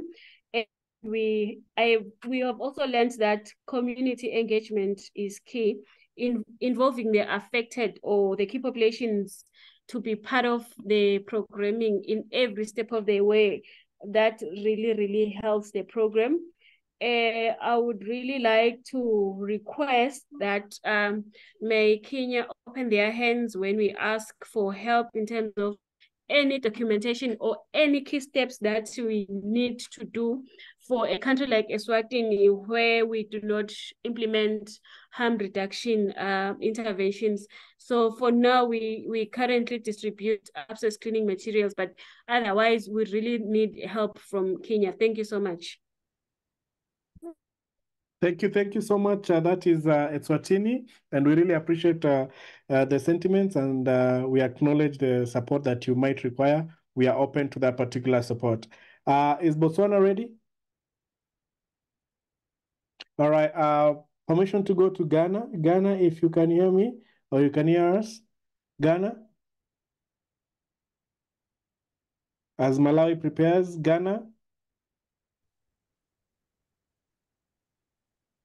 Thank you, Ghana. Malawi, are you on? Any member from Malawi, are you on? Yes, I am. Thank you, Dominic. Thank you very much for sharing this information. We have learned a lot, and the takeaway, first of all, we have to ensure policy alignment.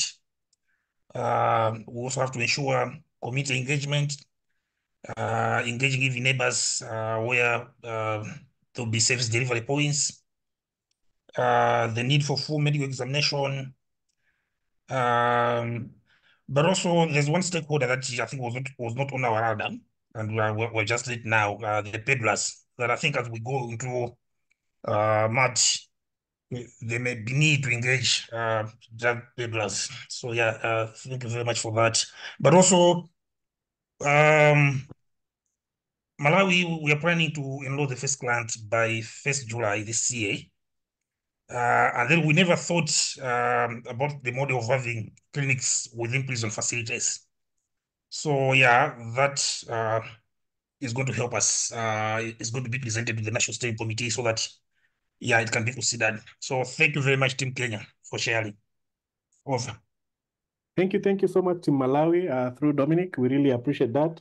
And yes, very key takeaways, and a very key thing that you've indicated, the engagement of a peddler. That would be a new one from our end. Would love to see how you intend to engage on that, and also the aspect of policy alignment that is very key. Do we have a member from Botswana for now? All right, allow me to go to Ghana. Yes. Sorry, Kemonya? Yes, I think the previous speakers, Eswatini and Malawi, have taken most of the points. But I think for Botswana team, the major takeaway is the issue of the different intervention methods. I mean, we have talked of the MET for KP, and then the training of the healthcare workers. They've mentioned that they train something like 148 healthcare workers who are actually meaning the DICs, and I think that's a commendable effort from the Kenya team. Thank you. Thank you, Botswana, and the various interventions that are there, much of it will also be guided by the implementation through WHO. We have a member from Zambia. Representative, Zambia. Good afternoon, everyone. Afternoon, Martin. Yeah, sure. So our key takeaways from Zambia is that we're able to now understand that it's providing harm reduction services is doable, and also trying to leverage on the existing laws to advocate for better or improvement of harm reduction services, but also just the multi-stakeholder engagement that is meaningful, also involving the community itself in the design, planning, and implementation of the interventions. That is very key to the delivery of the harm reduction services. Also, what stood out in the earlier presentations is the use of data for advocacy, because at times when numbers are being presented, I think it provides a face and also provides conversations in the room when decisions are being made, and ensuring that all the communities are well represented within the PWID community, but as well as other stakeholders that will be included, such as the social cultural leaders that are needed to make decisions at local community level. So I think kudos to the Kenyan team in terms of having reached these great works and great strides in terms of delivering harm reduction services to the people that are injecting drugs. Thank you. Wow, thank you so much, Team Zambia. Thank you, through Martin. And data, that is very key, as in you can't do advocacy without evidence. So evidence-based data, that means you also do assessments and or surveys that will give you the baseline information for advocacy. Thank you so much, Team Zambia. Team Zimbabwe, as we finalize, Team Zimbabwe, you there? Yes, we're here. Thanks a lot, Thank you, Humphrey. Timothy, Karibu. and to the rest of the SSLN champions who shared today. We are particularly excited as Zimbabwe for the opportunity for continued learning from Kenya. We really are not starting from scratch. There's a lot of global guidance that your lessons over the years. You have reiterated the necessity for political will from our governments, from our ministries of health, from our national aids councils to steer us in a correct direction to implementing harm reduction. You have defined in very clear terms what is, the essential tenets or the minimum packages for a harm reduction, a package that we should be implementing for it to be responsive to the specific needs of people who inject drugs. So we really appreciate that.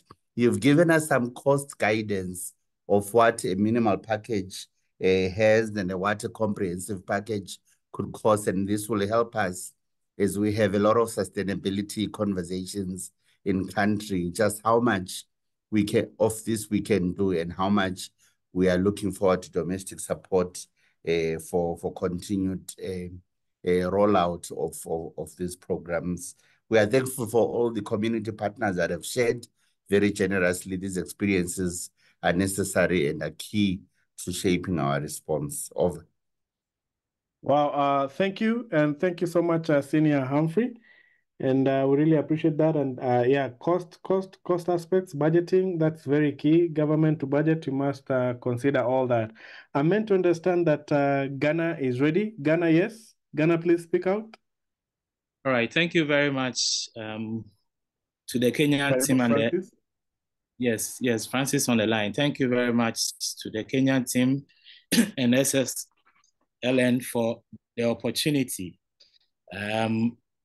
It's always a continuous learning process for us. And as we are carrying on with our activities for the harm reduction, this particular meeting is also a reminder of the fact that we need to have the full involvement of our government in whatever we are doing so that we get them to commit resources and also take charge of the interventions so that we can sustain it in case even donor support depletes. So that is what we are doing in the country, engaging key stakeholders to make sure that we have everyone on board.